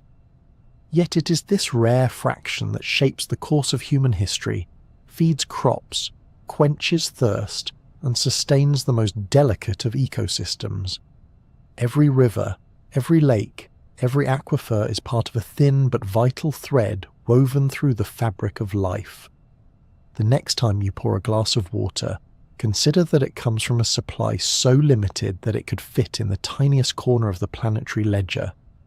Out of all the water on Earth, only a minuscule sliver is fresh and liquid, accessible for drinking, farming, and survival. That rarity makes it precious beyond measure, a clear reminder that sometimes the smallest share of a resource can carry the greatest weight in sustaining a world. Civilization has always been drawn to water. Long before skyscrapers or satellites, people gathered where rivers flowed. They provided drinking water and fish, of course, but their influence stretched far beyond survival. Rivers offered fertile land, natural highways, and a steady rhythm that made planning possible. They were the lifeblood of the earliest cities, the quiet but constant force shaping the rise of human culture. Consider the Nile, often called the gift of Egypt. Without it, the surrounding landscape would have been an unforgiving desert. With it, Egypt became one of the most enduring civilizations of the ancient world. Each year the river flooded, spreading nutrient-rich silt across its banks. This natural fertilization allowed farmers to grow wheat, barley, and flax in abundance. The predictability of the Nile's flood was unlike that of most rivers, so regular it was almost like a clock. This reliability not only supported agriculture but also gave Egyptians a sense of cosmic order. They built calendars around the flood, aligned their myths with its cycles, and even structured their political authority around managing its waters. In many ways, the pharaoh's legitimacy rested on the river itself, for to control the Nile was to control life. The Nile was more than a farmhand. It was a highway linking Upper and Lower Egypt, carrying boats laden with grain, stone, and goods. Its steady northward current was balanced by prevailing southward winds, making two-way travel remarkably efficient. Traders, soldiers, priests, and messengers all moved along this watery road. Temples and monuments were built close to its banks, so that the river became both a practical and spiritual artery. To this day, Egyptian identity remains inseparable from the Nile's flow. Further east between the Tigris and Euphrates lay Mesopotamia, whose very name means the land between rivers. Here too, fertile soil and water allowed agriculture to thrive. Unlike the Nile, these rivers were less predictable, prone to sudden floods that could destroy crops as easily as they nurtured them. To manage this volatility, Mesopotamian societies developed irrigation systems, canals, levees, and reservoirs that redistributed water and tamed its force. These engineering feats required cooperation, which in turn gave rise to organized government. The Sumerians, Babylonians, and Assyrians built not just farms, but cities and empires, with rivers at their heart. The rivers of Mesopotamia were also thoroughfares of trade. They connected inland regions to the Persian Gulf, linking distant peoples through commerce in grain, textiles, and metals. With trade came writing. The earliest cuneiform tablets often recorded transactions of grain and livestock, all dependent on the river's generosity. Even law was tied to water. The famous Code of Hammurabi included rules about irrigation and canal maintenance, acknowledging that in a dry land, water was the ultimate shared responsibility. To the east in the Indian subcontinent, the Indus River supported another cradle of civilization. The Indus Valley civilization flourished around 4,000 years ago, building carefully planned cities such as Mohenjo-Daro and Harappa. The river's floods deposited rich soils that supported farming, while its waters nourished crops like wheat, barley, and cotton. The people of the Indus engineered remarkable drainage and sewage systems, suggesting that water management was central to their urban planning. Though much about their culture remains mysterious, the Indus itself is undeniable evidence of their prosperity. It linked communities, allowed for trade both inland and with the Arabian Sea, and provided the agricultural stability upon which their society rested. China, too, was shaped by its rivers. The Yellow River, often called the cradle of Chinese civilization, deposited loess, a fine, fertile soil that made farming possible on a vast scale. Yet the river was also capricious, earning the nickname China's Sorrow because of its devastating floods. Dynasties rose and fell in part on their ability to manage the Yellow River's waters through levees and canals. Rice cultivation along the Yangtze later transformed diets and economies, supporting dense populations and fueling cultural growth. Both rivers became not just sources of food, but symbols of identity, woven into literature, art, and political authority.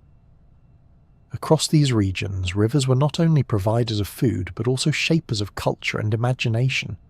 Flood myths, often involving waters that cleansed or reshaped the world, appear in many traditions.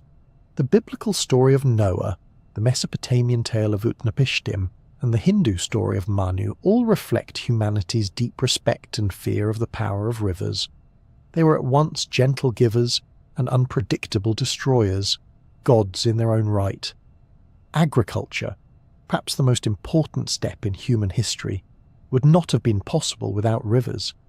Fields watered by rainfall alone often fail, but rivers create certainty. They allow irrigation, turning dry soil into fertile farmland and sustaining crops even during droughts. With food surpluses, populations grew. With larger populations came specialization, artisans, traders, priests and rulers. Cities blossomed, then states, then empires. All of it flowed from the rivers. Trade followed the waterways. Before roads and railways, rivers were the fastest and easiest means of transporting goods. Grain, stone, timber, and precious metals could all move in bulk by boat. In this sense, rivers were the first international highways, carrying not only products but ideas. Technologies, languages, and religions spread along river valleys, mingling cultures just as waters mingled at their deltas. Rivers also demanded respect and ingenuity. Floods destroyed cities as often as they nourished them. Managing water required mathematics, engineering, and cooperation on a grand scale. Dams, levees, and canals became hallmarks of early civilization, feats that demonstrated collective power and foresight. The societies that mastered these tools prospered, those that failed often crumbled. Yet despite differences in geography, climate, and culture, the story was remarkably similar across continents. Wherever a great river flowed, a civilization followed. The Nile, the Tigris and Euphrates, the Indus, the Yellow and Yangtze, each gave rise to cities, trade, and culture. Even later civilizations, from the Romans along the Tiber to the Mayans near rivers in Central America, continued this pattern. Water was the thread binding humanity's rise together. The reliance on rivers also shaped our psychology. To ancient peoples, the river was not simply a resource but a presence, alive, powerful, and worthy of reverence. Ceremonies honoured it, myths explained its moods, and rulers built their legitimacy on its flow.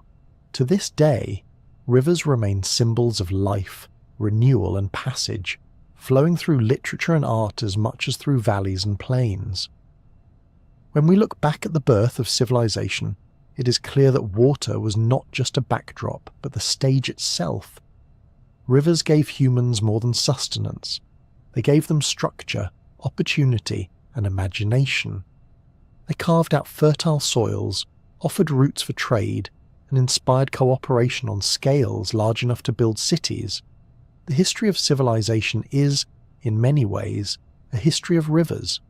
Every time a river swells in spring carrying snowmelt to fields, it echoes the ancient rhythm that nurtured the first farmers.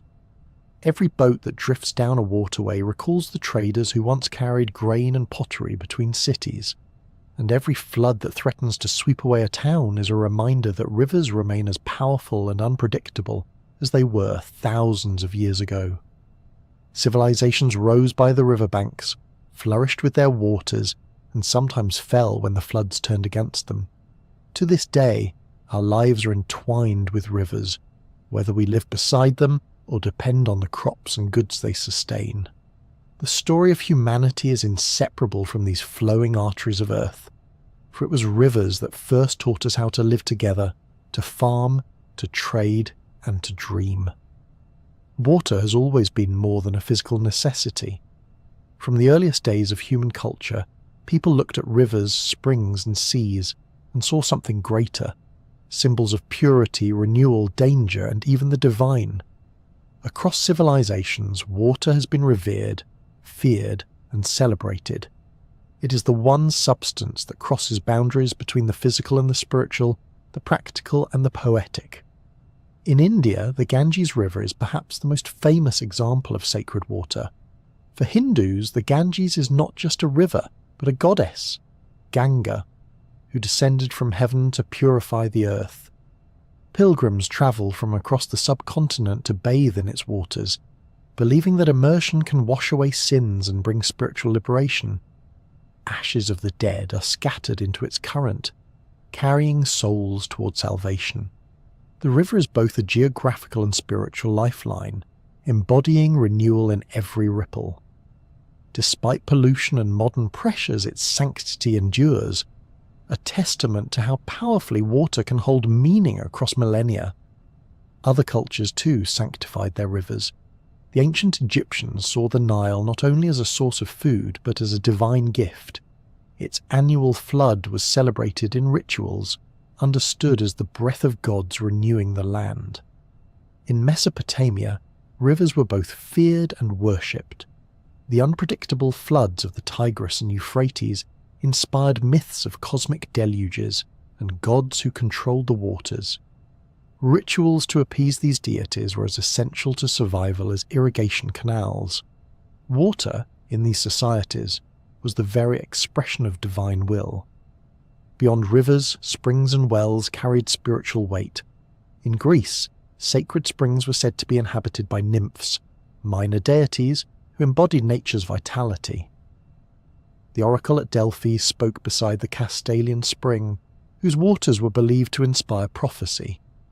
Celtic cultures across Europe venerated wells, tossing offerings of coins, jewellery and weapons into their depths. These acts recognized springs as portals between the human and divine, places where the veil of the world thinned. Bathing rituals also carried symbolic force. In Judaism, the mikveh, a ritual bath, is used for purification, marking moments of spiritual transition. Christianity adopted water as the central element in baptism, the symbolic washing away of sin and the beginning of new life. In Islam, ablution with water before prayer emphasizes physical and spiritual cleanliness, connecting worship with purity. Across faiths, water is the universal medium for renewal, its ability to cleanse the body mirrored in its ability to cleanse the soul. In some traditions, vast bodies of water symbolized chaos and the unknown. The sea, with its unpredictable storms and infinite horizon, often embodied danger and mystery. In Mesopotamian mythology, the primordial sea goddess Tiamat represented the chaos from which the world was formed. In the Hebrew Bible, the deep waters of creation were formless until ordered by divine command. In Norse mythology, the world emerged from the meeting of fiery and icy realms, their melting waters giving birth to the first beings.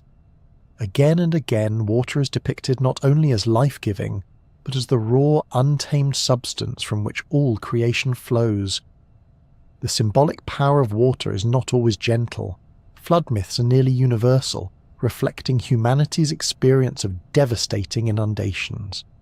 The story of Noah in the Hebrew Bible, the Epic of Gilgamesh from Mesopotamia, and flood legends among Native American, Chinese and Mesoamerican cultures all tell of waters that cover the earth, destroying civilizations but also offering a chance for renewal.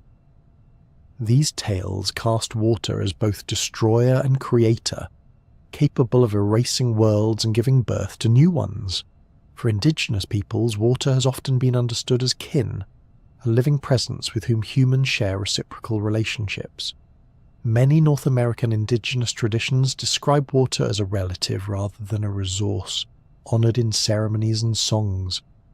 The Maori of New Zealand see rivers as ancestors, leading to modern legal recognition of some rivers as living entities with rights of their own.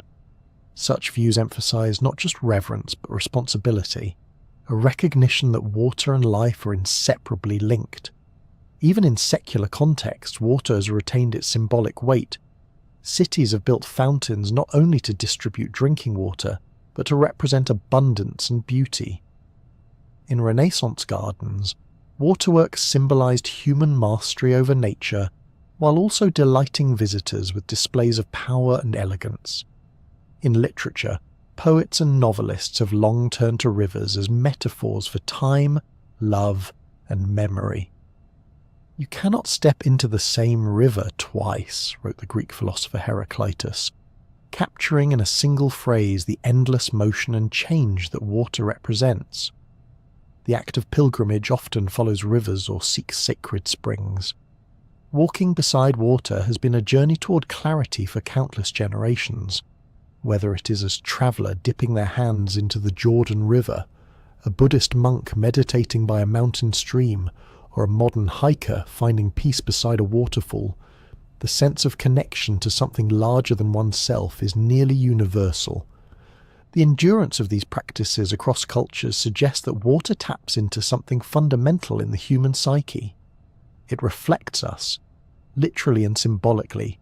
It can be calm or turbulent, generous or unforgiving. It gives life, but also takes it. It is at once ordinary and otherworldly, the glass of water on your table, and the river in which a civilization sees the face of its gods. The sacredness of water also reveals how societies made sense of its essential role. Without science to explain rainfall, floods, and springs, people turn to myth and ritual. But even with science now explaining these processes, the symbolic resonance of water has not disappeared. Baptisms continue, offerings are still made at springs, and rivers remain woven into the spiritual fabric of communities. When people stand on a riverbank or immerse themselves in a sacred bath, they are engaging with water in ways that go beyond survival. They are acknowledging its power to renew, to cleanse, to carry away the old and deliver the new. Whether seen as goddess, ancestor, or symbol, water has always meant more than molecules. It is meaning itself flowing across the boundaries of culture, time, and belief. Water is practical, yes, but it is also profoundly symbolic. It has been revered as a goddess, feared as a flood, honoured as a purifier, and trusted as a path to the divine. In every culture, at every time, people have turned to water not just for life, but for meaning. And in return, water has flowed through human imagination as endlessly as it flows through rivers and seas. For most of human history, water was not just a mystery of survival, but also a puzzle of understanding.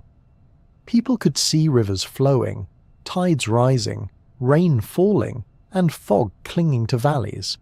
Yet the mechanics behind these phenomena were elusive. To watch water was to see constant change, liquid to vapour, ice to melt, clouds to rain, and each transformation begged for explanation. The story of science's encounter with water is in many ways the story of curiosity itself, a journey from ancient speculation to the precise hydrology of today. The earliest recorded attempts to explain water's behaviour came from the ancient Greeks. Thales of Miletus, one of the first philosophers, declared that water was the fundamental substance of all things. To him, everything could be traced back to water, the prime element. It was not a bad guess, considering how essential water appeared in everyday life. Though his idea was more philosophy than chemistry, it set the tone. Water was not just necessary, it was central to the structure of the world. Later Greek thinkers offered refinements. Aristotle described water as one of the four classical elements, alongside earth, air and fire. He associated it with cold and wet qualities, fitting neatly into his broader framework of natural philosophy. For centuries, these elemental ideas dominated thought, framing water as a basic building block of reality rather than a compound made of atoms. Still, Aristotle observed keenly, noting processes like evaporation and condensation, even if the mechanisms eluded him. His descriptions of how vapour rises from the sea to form clouds were impressively close to modern understanding, considering the lack of scientific tools at his disposal. Other cultures contributed insights as well. In China, early scholars studied rainfall, floods, and irrigation with practical precision. Ancient Indian texts described rain cycles and the importance of monsoons. Islamic scholars in the medieval world advanced ideas about evaporation and the water cycle.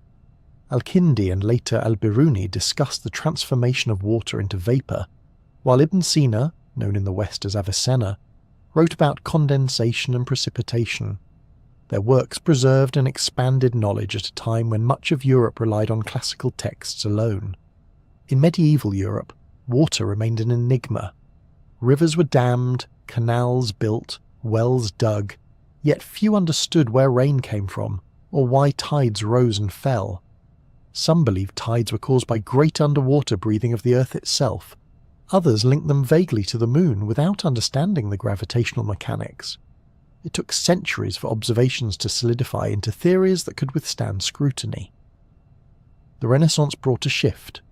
As natural philosophy evolved into science, thinkers began to test and measure water rather than simply speculate.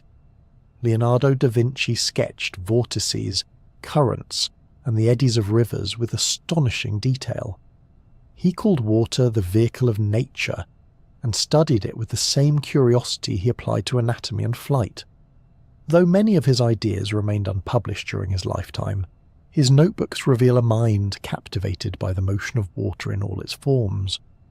By the 17th century, the scientific revolution was in full flow, and water became a subject of systematic inquiry. Evangelista Torricelli invented the barometer in 1643, showing that air pressure could support a column of mercury.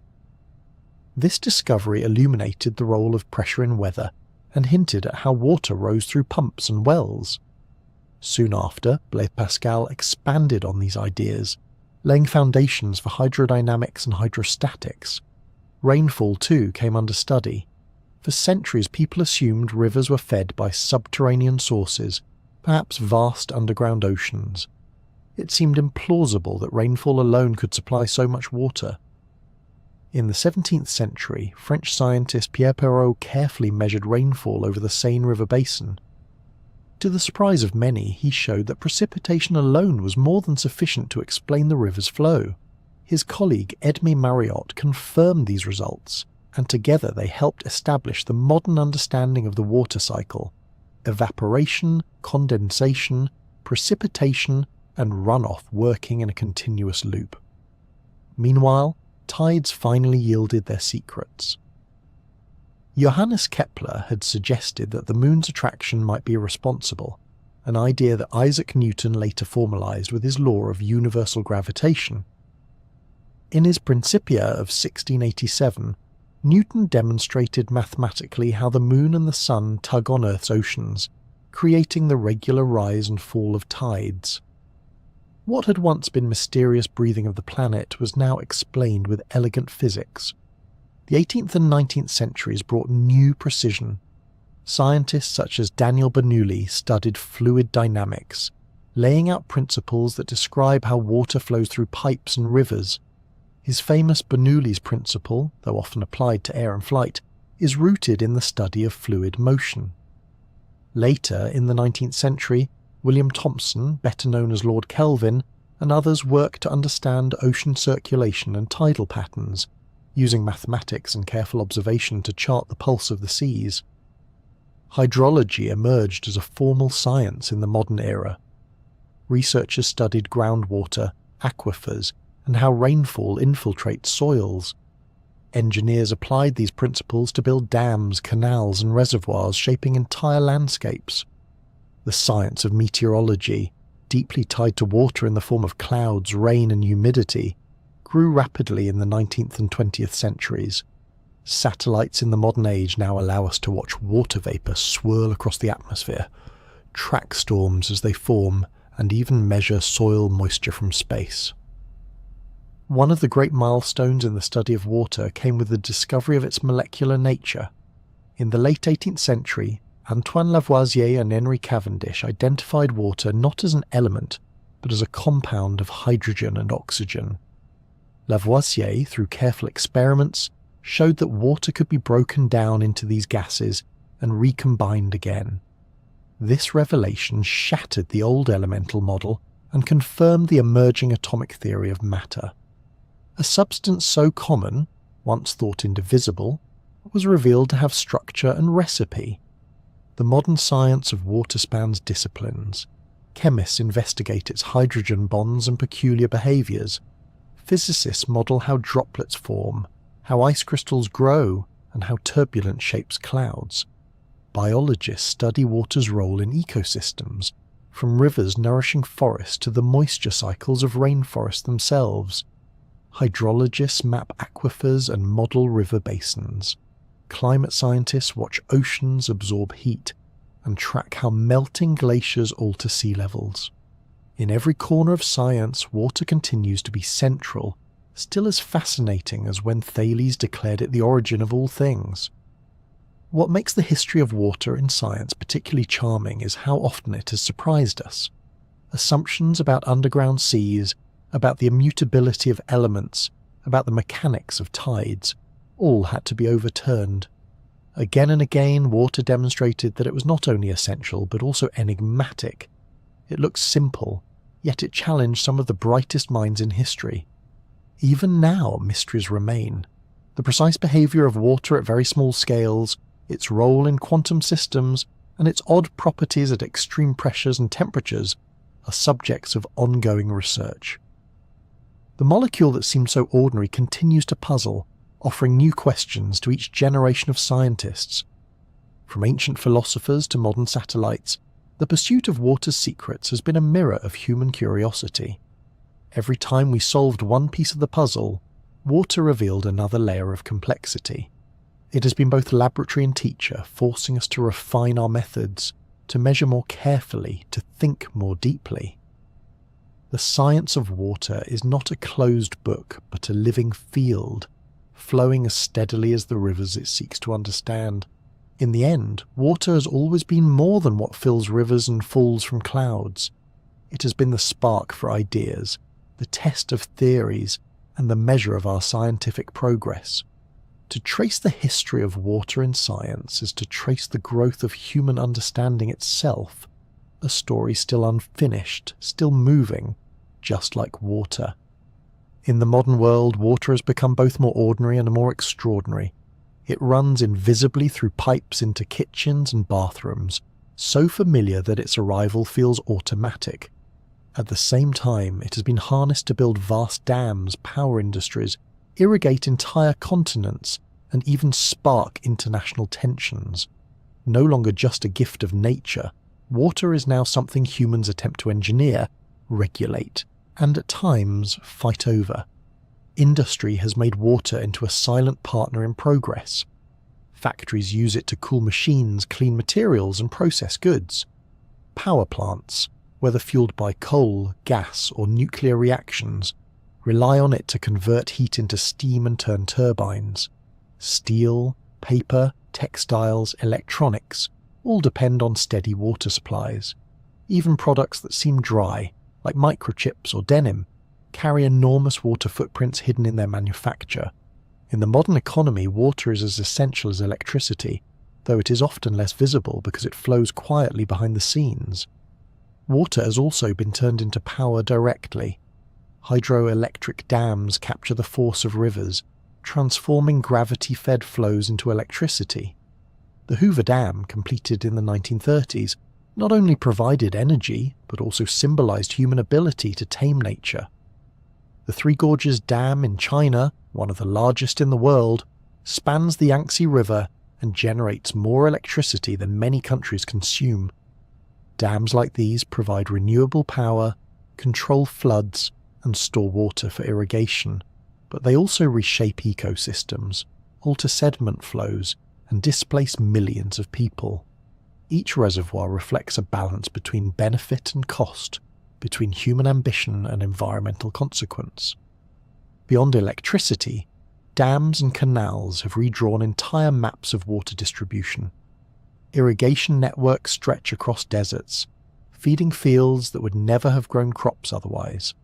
The Aswan High Dam in Egypt controls the Nile's floods, allowing year-round agriculture. Canals in South Asia channel Himalayan meltwater to feed millions. In California, aqueducts carry water hundreds of kilometers from snowy mountains to sprawling cities and farmland. These feats of engineering have made modern civilization possible, but they also illustrate a profound truth. Water does not naturally flow where humans always want it, so we move it ourselves. This moving of water has consequences. When rivers are dammed or diverted, ecosystems downstream can wither. The Aral Sea, once one of the largest lakes in the world, has nearly vanished after rivers that fed it were redirected for irrigation. In other places, reservoirs trap sediment that would have nourished deltas and coastlines, leaving them vulnerable to erosion and rising seas. Modern control of water often solves one problem while creating another, a reminder that water's cycles are not easily bent to human plans. Water is also a source of cooperation, as nations that share rivers must find ways to share resources. The Mekong River winds through 6 countries in Southeast Asia, each dependent on its flow for food and energy. The Nile connects 11 nations, from its sources in East Africa to its mouth in Egypt. Agreements, treaties, and international organizations attempt to manage these shared waters, but tensions often simmer beneath the surface. Water, though renewable, is not evenly distributed, and its scarcity can bring communities together or drive them apart. Conflicts over water are not only international. Within nations, competing demands between agriculture, industry, and households create friction. Agriculture alone consumes about 70% of freshwater withdrawals globally, much of it lost to inefficient irrigation. Cities compete with farmers, industries with ecosystems. A reservoir that feeds crops may also supply drinking water to millions. Deciding who gets how much is as much a political question as a hydrological one. Yet water is also a force for unity. Modern cities could not function without vast water systems that integrate reservoirs, pipelines, treatment plants, and sewage networks. When these systems work, they're nearly invisible, a silent miracle of engineering that allows millions to share the same resource without chaos. When they fail, as in cases of drought or contamination, societies are reminded of their dependence. Clean water is no longer a given, but a triumph of constant management. The modern global water cycle is no longer entirely natural. Human activity has altered it at every scale. Deforestation changes rainfall patterns, as fewer trees mean less moisture evaporating into the atmosphere.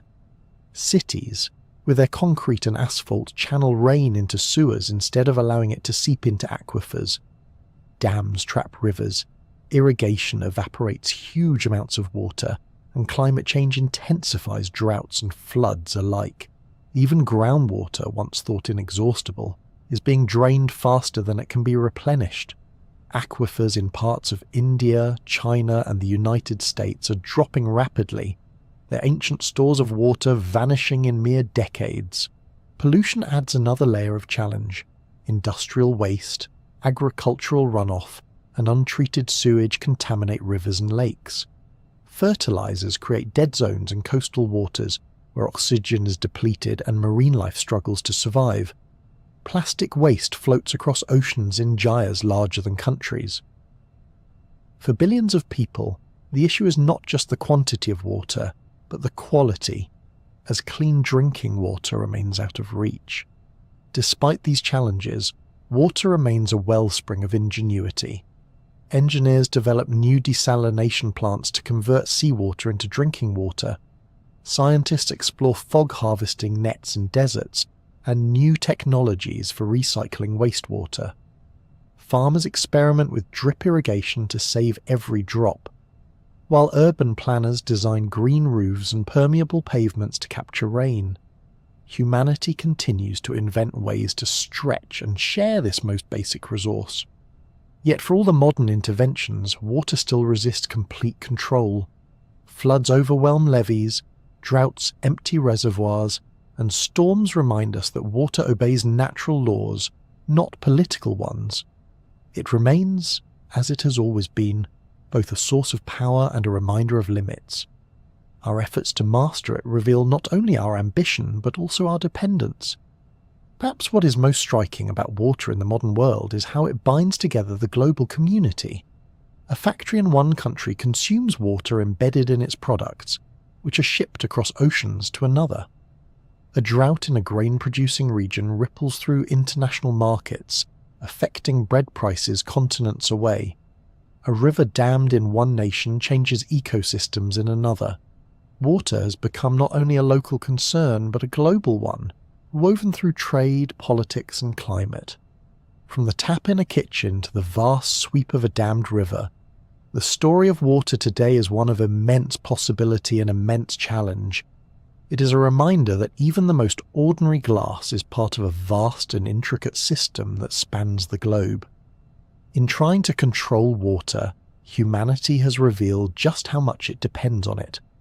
And in a world of growing populations and changing climates, the question is no longer whether water will shape our future, but how wisely we will shape our relationship with water.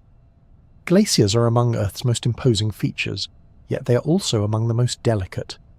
These rivers of ice form when snowfall accumulates over centuries, compacting into dense ice that begins to flow under its own immense weight.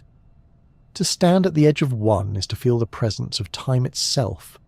They are slow but relentless, carving valleys, grinding mountains into dust, and feeding rivers that sustain entire ecosystems. At their height, during the last ice age, glaciers covered much of the northern hemisphere, their weight pressing down continents and their reach reshaping coastlines. Even today, Antarctica and Greenland hold the majority of Earth's fresh water, locked in frozen sheets several kilometers thick. What makes glaciers so extraordinary is their dual nature. They are both static and dynamic. From a distance they look like frozen monuments, but closer inspection reveals crevasses opening and closing, ice flowing like a viscous liquid, and chunks calving dramatically into the sea. They move slowly, sometimes only a few centimeters a day, yet over centuries they can carve landscapes on a continental scale.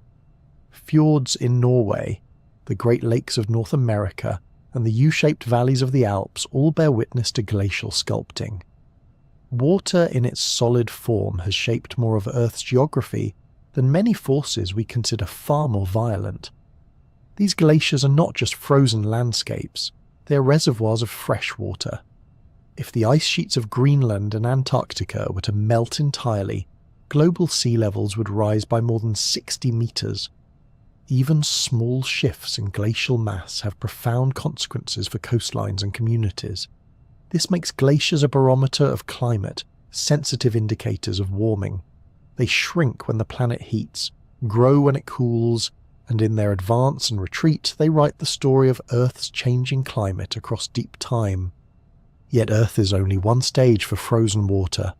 Across the solar system, ice appears again and again, shaping moons, planets, and dwarf planets into strange and beautiful worlds.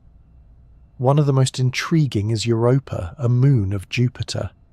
At first glance, Europa looks like a ball of ice, its surface etched with cracks and ridges. These patterns suggest movement beneath, as if the shell of ice is floating on an ocean of liquid water. Evidence from spacecraft indicates that this hidden ocean may be one of the largest in the solar system, kept warm by the tidal flexing of Europa's interior as Jupiter's gravity pulls and squeezes it.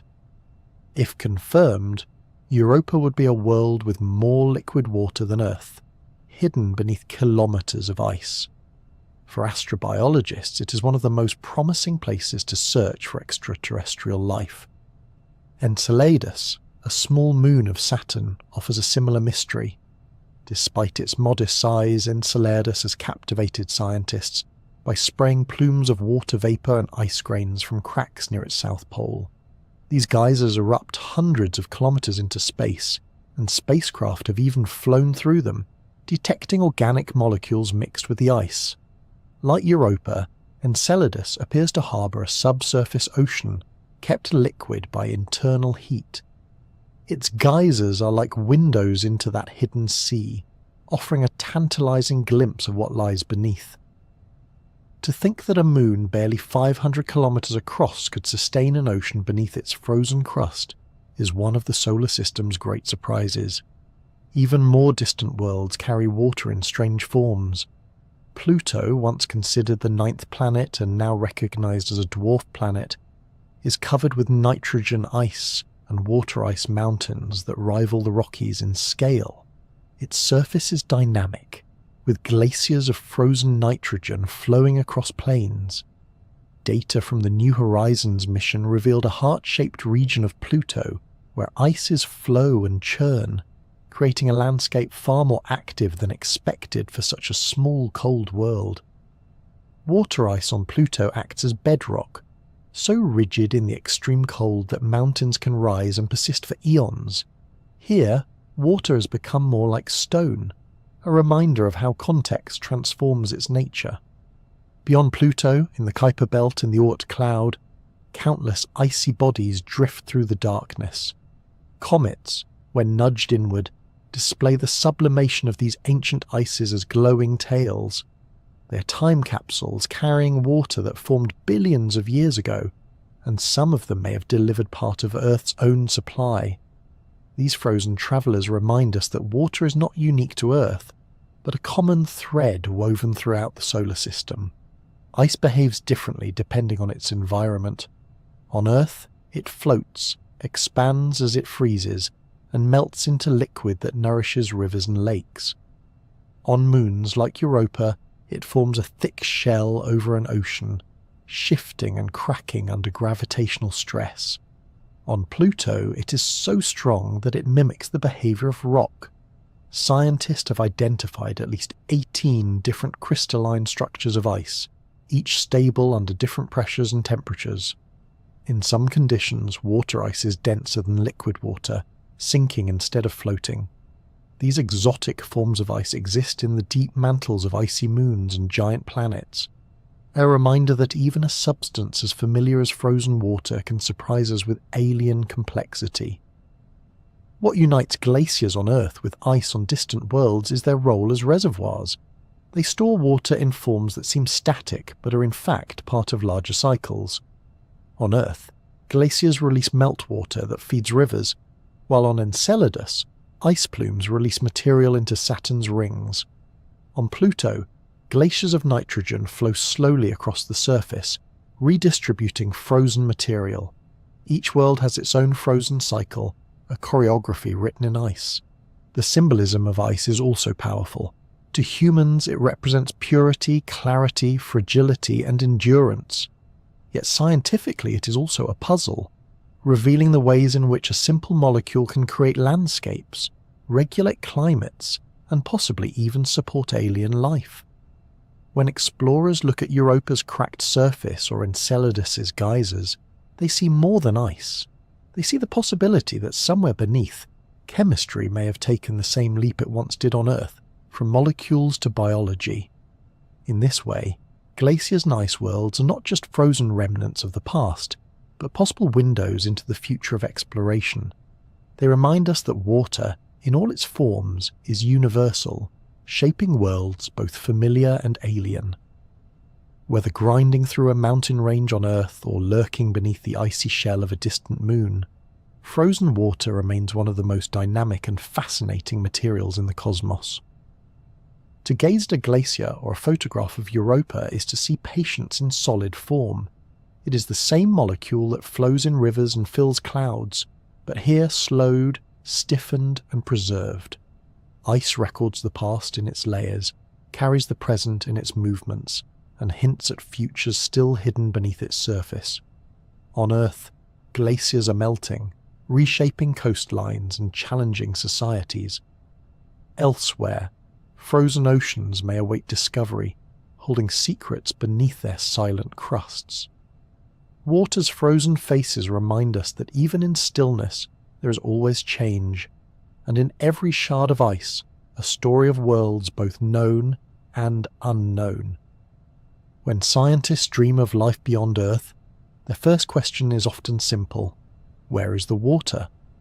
Not because life necessarily requires oceans and rivers exactly like ours, but because every form of life we know depends on liquid water as its essential medium. To find extraterrestrial water is to find the possibility of biology, and so the search stretches across planets, moons, and even into the icy reaches of the solar system. Mars is the most evocative of these quests. Today, it is a cold desert, its atmosphere thin and dry, its surface scoured by winds that leave dust storms swirling across rusty plains. Yet the scars of water are everywhere. Deep valleys, winding channels, and fan-shaped deltas suggest that liquid once carved its way across the Martian surface. Minerals found in Martian rocks show chemical signatures that can only form in the presence of water. Billions of years ago, Mars may have had lakes, rivers, and perhaps even oceans, with conditions that could have supported microbial life. The mystery lies in where all that water went. With a weaker gravity than Earth, and no strong magnetic field to shield it, Mars slowly lost much of its atmosphere to space. Without a thick blanket of gases, liquid water could no longer persist on the surface. It would freeze or evaporate almost instantly. Some of it may still linger underground, locked in permafrost or briny aquifers. Seasonal dark streaks seen on Martian slopes called recurring slope lineae once raised hopes of present-day trickles, though later evidence suggested dry flows of dust may be the culprit. Even so, orbiters and rovers continue to hunt for clues, drilling, sampling and scanning for hidden reservoirs that might still exist below the surface. If Mars once held oceans, the idea that life could have started there becomes tantalizing.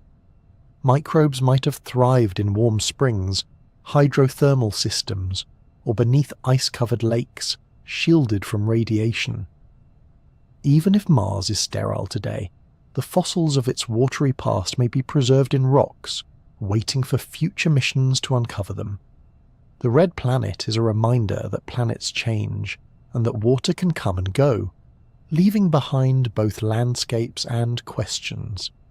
Beyond Mars, the outer solar system holds some of the most promising candidates for alien oceans. The icy moons of Jupiter and Saturn may seem frozen and inert from afar, but appearances deceive. Beneath their icy crusts, vast hidden seas may slosh in darkness, warmed not by sunlight but by tidal flexing and internal heat. Europa, a moon of Jupiter, has been a beacon of curiosity since spacecraft revealed its cracked, ridged surface in the 1970s. Its icy shell is thought to float on a global ocean that may be over 100 kilometers deep. The ridges and chaotic terrain suggest that the ice is shifting and interacting with liquid water below. If this ocean exists, it contains more water than all of Earth's oceans combined. Heated from within by the constant gravitational tug-of-war with Jupiter and neighbouring moons, Europa's interior may sustain hydrothermal vents, just as Earth's deep oceans do. And where there are vents, there may be the chemical recipes for life. Saturn's moon Enceladus, though far smaller, has revealed itself in spectacular fashion. Geysers erupt from cracks near its south pole, spraying plumes of water vapour and ice particles into space. These plumes are direct evidence of a subsurface ocean, venting into the void. When the Cassini spacecraft flew through them, it detected salts and organic molecules, the very ingredients that make scientists' imaginations race.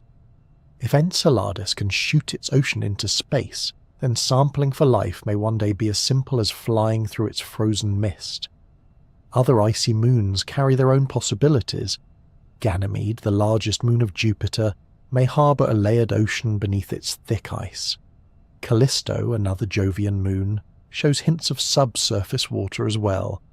Even distant Titan, Saturn's largest moon, while famous for its methane lakes on the surface, may conceal a water ocean beneath its crust of ice and hydrocarbons.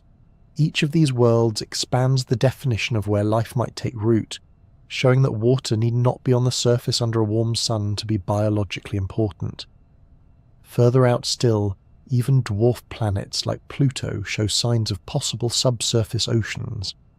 Data from the New Horizons mission revealed a surface of nitrogen ice and a fractured crust that suggests an underlying reservoir of liquid water mixed with antifreeze-like compounds. If water can persist so far from the sun, then it may be widespread in places long dismissed as barren. The search for alien oceans is more than just cataloguing where water might be. It is also a shift in perspective. For centuries, humanity assumed Earth was unique in its blue abundance. Yet again and again, we've discovered that water, in one form or another, is surprisingly common. The challenge is not finding it, but finding it in liquid form, stable long enough to nurture chemistry into biology. Modern missions are designed with this goal in mind. Rovers on Mars drill into rocks in search of hydrated minerals. Orbiters around Europa and Enceladus scan for magnetic signals and surface features that betray hidden oceans.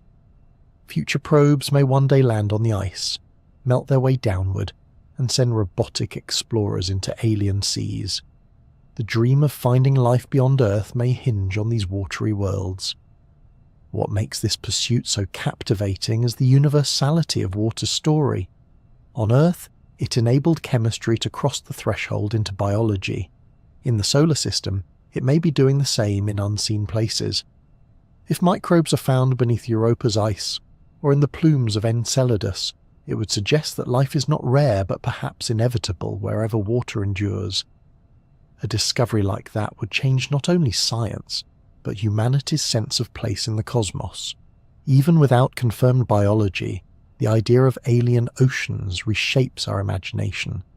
They remind us that life need not look like Earth's to be possible. In darkness, beneath kilometers of ice, alien chemistries could be at work. Strange ecosystems might exist, illuminated not by sunlight, but by the glow of hydrothermal vents. Creatures, if they exist, might never see the stars yet thrive in eternal night. Water beyond Earth forces us to reconsider the boundaries of habitability. It suggests that the universe may be more generous with life than we once believed. The question is no longer whether Earth is unique in having oceans, but whether those oceans elsewhere are silent or alive. Every droplet, every plume, every icy crust in the solar system is a reminder that water is not just Earth's story, but a cosmic one. To search for alien oceans is to follow the thread that connects us to distant worlds. Worlds where chemistry may still be rehearsing the steps that once played out in Earth's own seas.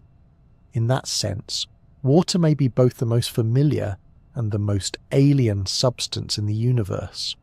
The bridge between rocks and life, between planets and possibilities. Humanity's story has always been tied to water, and the future will be no exception.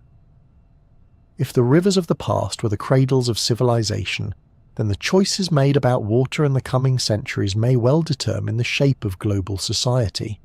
Scarcity, innovation, and the shifting climate will all play roles in this unfolding chapter, with water standing at the centre as both challenge and possibility. Scarcity is already one of the defining issues of our time. Out of all the water on Earth, only a tiny fraction is fresh, and most of that is locked in glaciers or hidden deep underground. What remains must serve billions of people, countless ecosystems, and an ever-growing demand from agriculture and industry. By some estimates, nearly 1 in 4 people today live in regions of high water stress, where demand outpaces reliable supply. For many, turning on a tap is not an everyday certainty but a fragile luxury. The causes of scarcity are complex. Population growth drives up demand, while groundwater reserves are being drained faster than they can be replenished. Rivers that once surged to the sea are sometimes reduced to trickles by the time they reach their mouths. The Colorado River in North America, the Yellow River in China, and the Indus in South Asia all struggle to meet the needs placed upon them. Aquifers, such as the Ogallala beneath the American plains or reserves beneath northern India, are falling by meters each year in some places. It is a reminder that water, though renewable in theory, can be consumed as unsustainably as oil or coal when the balance of use and replenishment is ignored. Climate change intensifies these pressures. Warmer temperatures accelerate evaporation, altering rainfall patterns and shifting storm tracks. Some regions grow wetter, while others face prolonged drought. Glaciers that feed rivers are retreating, threatening the seasonal flows that billions rely on. The Himalayan glaciers, often called the Third Pole for their immense ice reserves, supply water to nearly 2 billion people through rivers like the Ganges, Indus and Brahmaputra. Their decline carries profound consequences for Asia's future. Similarly, the Andes glaciers sustain rivers that feed cities and farmland across South America. Their retreat is already reshaping life in those regions. Sea level rise adds another twist. As the oceans creep inland, they salinate freshwater aquifers near coasts, making wells undrinkable. Low-lying nations and coastal cities are particularly vulnerable, facing the dual challenge of flooding and loss of freshwater resources. The irony is sharp. Surrounded by rising seas, yet deprived of fresh supplies. Despite these looming challenges, water also offers paths of hope. Desalination is one such path. The process of removing salt from seawater has moved from ancient experiments with solar evaporation to modern plants that can produce billions of litres of fresh water each day. Countries like Saudi Arabia, Israel, and the United Arab Emirates rely heavily on desalination to support cities and agriculture in arid climates. Advances in reverse osmosis technology have reduced the energy costs, making desalination more accessible. Still, it remains expensive and energy-intensive, and its environmental impacts, such as the disposal of concentrated brine back into the sea, must be managed carefully. If sustainable solutions are found, desalination could become one of humanity's most important tools for adapting to scarcity. Equally promising are innovations in water recycling and efficiency. Wastewater treatment plants can now purify sewage to drinking standards, a concept often summarized as toilet to tap. While the phrase may not sound appetizing, the water produced can be cleaner than traditional supplies. Cities like Singapore have embraced this approach, reducing dependence on imports and rainfall. In agriculture, which consumes the vast majority of fresh water, techniques like drip irrigation and precision watering drastically cut waste. Farmers equipped with sensors and data analytics can optimize irrigation to match crops' exact needs, saving both water and money. Conservation too holds enormous potential. Small changes multiplied across billions of people can make a significant difference. Fixing leaks in municipal systems prevents vast amounts of loss. Protecting wetlands ensures natural filtration and flood control. Restoring rivers and aquifers allows ecosystems to function as buffers, absorbing the shocks of drought and flood. The future of water will not depend solely on grand engineering projects, but also on countless small, deliberate acts of stewardship. Water will also continue to play a role in cooperation and in conflict. Shared rivers and aquifers cross borders, linking nations whether they like it or not. The Nile Basin, for instance, connects 11 countries, each with its own needs and ambitions. Tensions have risen as Ethiopia builds the Grand Renaissance Dam, altering flows downstream. Yet these same shared waters have also driven dialogue and treaties, reminding nations that compromise is often the only viable option. In a future where water scarcity intensifies, diplomacy over water may become as important as diplomacy over oil once was. It is also worth remembering that water carries cultural and symbolic power. As societies adapt to changing supplies, they will not only engineer solutions but also redefine their relationship with water. Already, some legal systems recognize rivers and lakes as entities with rights, echoing indigenous perspectives that view water as a relative rather than a resource. Such shifts may prove essential in fostering sustainable attitudes, where protection of water is seen not as an obligation but as an act of respect. On a global scale, the future of water is bound up with the future of climate. Oceans absorb much of the excess heat trapped by greenhouse gases, buffering us from even more rapid warming. They also absorb carbon dioxide, altering their chemistry and threatening marine ecosystems. The health of the planet's water systems will determine the health of its climate, and vice versa. Efforts to mitigate climate change, from reducing emissions to restoring forests, are at the same time efforts to protect water. For all the difficulties, there is resilience in water's story. It cycles endlessly, shifting between forms but never vanishing. Human ingenuity has already found ways to store it, move it, clean it, and even create new supplies from the sea. The challenge is not that water will disappear, but that it will not always be where we want it, when we want it, in the quantities we demand. Meeting that challenge will require cooperation, adaptation, and humility. Imagine the future city that thrives on sustainable water. Its rooftops capture rain, its pipes recycle wastewater, its agriculture is efficient, and its rivers are restored rather than diverted. Its people treat water not as disposable but as sacred, recognizing its rarity and worth. Such cities are already emerging in small ways, from desert metropolises to coastal hubs. They are glimpses of a future in which water scarcity is not a crisis but a catalyst for innovation. The story of humanity and water is still unfolding. Scarcity will test us, but solutions exist. Climate change will reshape supplies, but adaptation is possible. Desalination, recycling, conservation, and cooperation can all turn challenge into opportunity. Water, after all, is the great teacher of persistence. It flows around obstacles, adapts to new paths, and endures through every cycle. Humanity, if wise, can do the same. In the centuries to come, the measure of progress may not be skyscrapers or spacecraft, but how societies secure and share clean water. The future will not be defined by conquering water, but by learning to live with it, carefully, creatively, and with respect. Just as rivers nurtured the first civilizations, the choices made about water now will shape the civilizations yet to come. Water is more than a liquid. It is a thread woven through every moment of Earth's story. To watch it ripple across a lake or fall as rain is to glimpse a substance that has travelled farther and endured longer than imagination can easily grasp. Every drop has lived countless lives, as vapour rising from volcanic steam, as snow pressed into glaciers, as ice drifting on comets billions of years ago. To drink a glass of water is to take part in this endless circulation, sharing in a journey that has flowed since the dawn of time. As a timekeeper, water is unmatched. Its cycles are clocks that mark the rhythms of the planet.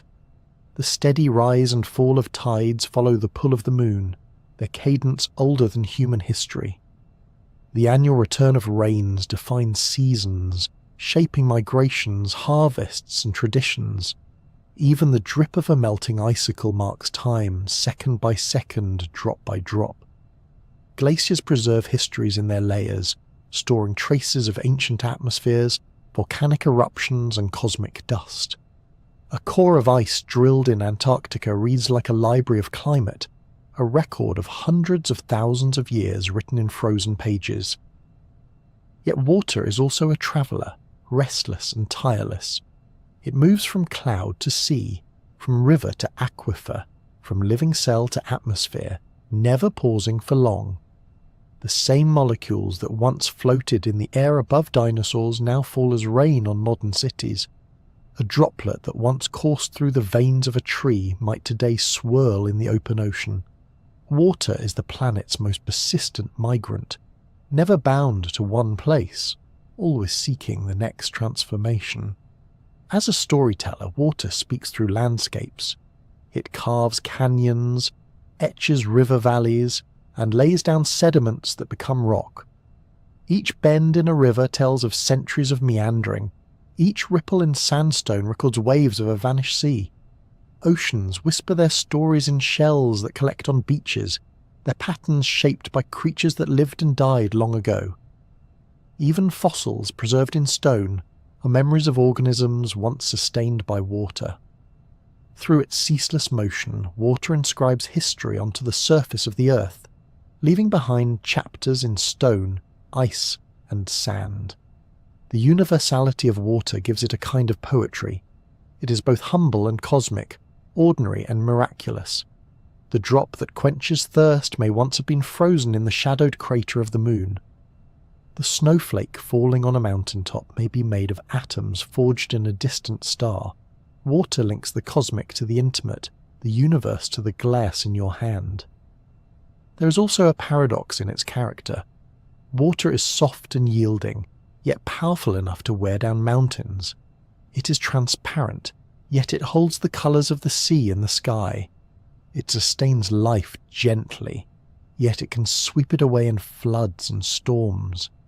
It is a patient sculptor, working slowly but also a sudden force, capable of reshaping landscapes overnight. Its poetry lies in these contradictions, in being at once fragile and unstoppable. Human culture has always mirrored this duality. Myths speak of floods that erase worlds, but also of springs that bring renewal. Poets have compared rivers to time, oceans to eternity, rain to memory. Water appears in rituals of purification, in metaphors of change, and in songs of longing. We return to water again and again because it captures something fundamental, the sense of being part of a larger flow, of belonging to a story greater than ourselves. When you lift a glass to your lips, the water inside is older than humanity. Some of its molecules may have fallen as rain on the first forests, or frozen in glaciers during the last ice age. Others may have drifted in comets before Earth was born. In that simple act of drinking, you join hands with history and prehistory alike. The water does not care who you are, yet it carries within it the memory of all that has been. Even within our own bodies, water serves as a reminder of connection.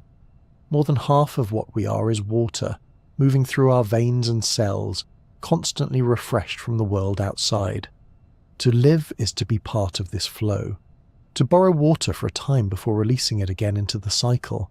Our tears, our sweat, our breath are small contributions back to the great river of life. The poetry of water also lies in its endurance. Long after civilizations crumble, rivers will still carve valleys. Long after monuments fall, glaciers will still flow. Even when stars fade and worlds freeze, water will remain, drifting as ice among the galaxies. It is older than mountains and will outlast cities. To contemplate water is to feel both the brevity of human life and the vastness of time. And yet, for all its grandeur, water remains intimate. It is the comfort of a warm bath, the relief of a summer rain, the quiet rhythm of waves on a shore. It is the first thing offered to a guest, the last gift to the dying. Its poetry is not only cosmic but personal, written in everyday gestures that connect us to each other and to the world. To call water a timekeeper, a traveller, and a storyteller is not merely metaphor but truth. It marks the hours of the planet, moves endlessly across space and time, and inscribes its history into every stone and shell. The drop you drink today may have once been steam rising from a volcanic eruption, or ice clinging to a comet billions of years ago. Each drop is a relic of journeys too vast to imagine, yet intimate enough to touch your lips. In this way, water is the closest thing we have to immortality. It endures through every change, flowing from past to present to future without end. To listen to its rhythm, to follow its course, is to hear the poetry of the planet itself, the endless patient verse of a world shaped and sustained by water. Water's story is, in truth, the story of everything. It is older than the Earth itself, stitched into the universe from the simplest elements forged after the Big Bang. Hydrogen, the lightest atom, came first, and oxygen was born in the fiery hearts of stars. When the two finally met in the coldness of space, They formed a molecule that would become the quiet architect of worlds. From interstellar clouds to comets, from volcanic steam to planetary oceans, water has been a constant traveller, carrying with it both the memory of origins and the promise of life. On Earth, water was not only delivered but also transformed into oceans that shaped the face of the planet. Seas filled the basins, rivers carved the land, and glaciers sculpted mountains into valleys. Over billions of years, water has been the patient artist, etching coastlines, building deltas, and laying down the sediments that would later tell stories in stone. It is both delicate and mighty, able to wear down granite with nothing more than persistence. The landscapes we walk today are water's signature, carved in liquid ink over geological time. But water's greatest achievement was in chemistry. In its embrace, simple molecules found room to mingle, collide, and assemble into something more. Hydrothermal vents, tidal pools, and primordial oceans became the laboratories where prebiotic chemistry played its experiments. Without water's peculiar properties, its solvent power, its hydrogen bonds, its ability to stabilize fragile molecules, life could never have taken hold. Cells are still tiny oceans, each filled with water that echoes the seas in which their ancestors first swam. To this day, every living thing is, in essence, a vessel for water's chemistry. As life grew more complex, water remained the medium of evolution. The Cambrian seas were crowded with trilobites, worms, and the first predators, all borne by currents and tides. Fish evolved fins and jaws in the oceans before some ventured onto land, carrying water inside their bodies as a reminder of their birthplace. Even humans are walking testaments to aquatic origins. The salt in our blood, the fluid that cushions our joints, and the watery sacs that cradle embryos all recall the primordial seas. Life did not just begin in water, it has never really left it. Civilizations too rose by the rivers. The Nile, the Tigris and Euphrates, the Indus, the Yellow River, each provided more than irrigation and fish. They gave order, predictability, and the possibility of surplus. From those surpluses came writing, cities, and culture. Water was the first infrastructure, the original highway, the shared resource that required cooperation and ingenuity. Aqueducts, qanats, canals, and wells are monuments to humanity's long partnership with water. Entire societies bloomed when they learned to manage it, and entire empires faltered when they failed. Yet water is more than a resource. It has always carried symbolic and spiritual weight. Cultures have revered it as divine, sacred, or purifying. It has been the river that cleanses sins, the spring that grants visions, the flood that destroys and renews. Its power lies not only in quenching thirst, but in inspiring awe. To immerse oneself in water is to feel a connection both physical and symbolic, to take part in a cycle older than humanity itself. Science has gradually unravelled the mysteries of water, but even as understanding deepens, its sense of wonder remains. Ancient philosophers believed it was the fundamental element, the base of all things. They were wrong in detail, but right in spirit. Water is not everything, but everything depends on it. From Newton's laws explaining tides to satellites mapping the global water cycle, from chemistry labs studying hydrogen bonds to probes, discovering icy plumes on Enceladus, water has continually pushed us to refine our knowledge. Its simplicity hides endless complexity. Its familiarity disguises its strangeness. In the modern age, water is at once abundant and scarce. Oceans stretch across 70% of the planet, yet the share of fresh water accessible for drinking is a fraction of a fraction. Industrial use, agriculture, and expanding cities place immense pressure on rivers and aquifers. Climate change alters rainfall, melts glaciers, and raises seas, unsettling a cycle that once felt dependable. Water has become a challenge, a source of tension, but also a driver of innovation. Desalination plants, recycling technologies, and smarter irrigation are among the many tools humans are developing to meet that challenge. The future of water will test humanity's ability to balance demand with respect, necessity with sustainability. Beyond Earth, water stretches the imagination still further. Mars bears the fingerprints of ancient rivers and lakes, whispering of a time when the red planet was blue. Europa and Enceladus conceal vast oceans beneath ice, their hidden waters warmed by the tug of gravity and the heat of their interiors. Pluto's frozen plains and comets' icy tails remind us that water is not confined to Earth, but is scattered across the solar system, waiting in strange and alien forms. To find water elsewhere is to find possibility, the chance that chemistry has crossed the threshold into biology on worlds far from our own. And yet, for all its vastness, water is personal. It is the rain that streaks down a window, the glass that quenches thirst, the wave that laps at bare feet on a shoreline. It is the snowflake melting on a child's tongue, the steam curling from a cup, the tear that slips down a cheek. Each of these is part of the same cycle, the same molecule endlessly recycled across time. The drop you drink today may once have been frozen in a glacier, drifted in a cloud above the Sahara, or fallen as rain on a Jurassic forest. In water, intimacy and eternity meet. To reflect on water is to reflect on connection. It links the Earth's systems into one whole: atmosphere, lithosphere, biosphere, and hydrosphere, bound together by flows of liquid and vapour.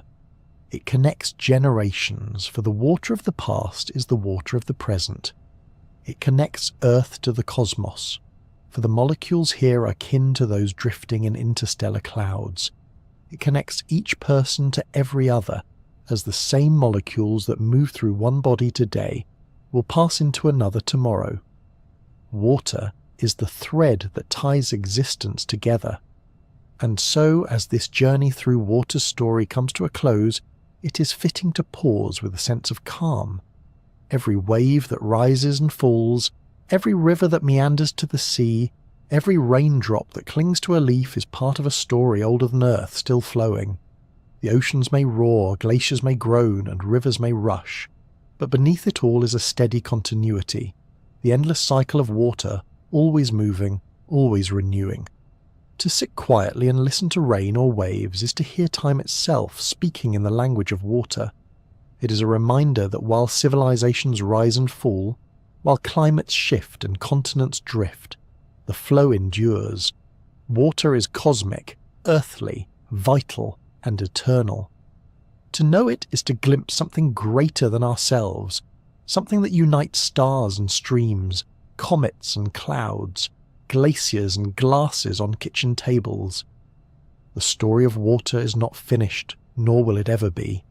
It is still being written in every storm, every trickle, every droplet, and as long as it flows, life, in one form or another, will follow. To watch it move is to see the patient heartbeat of the planet and the quiet rhythm of the universe. And in that rhythm lies comfort, a promise that the story of water, older than Earth itself, will continue long after us, still flowing, still shaping, still telling its tale.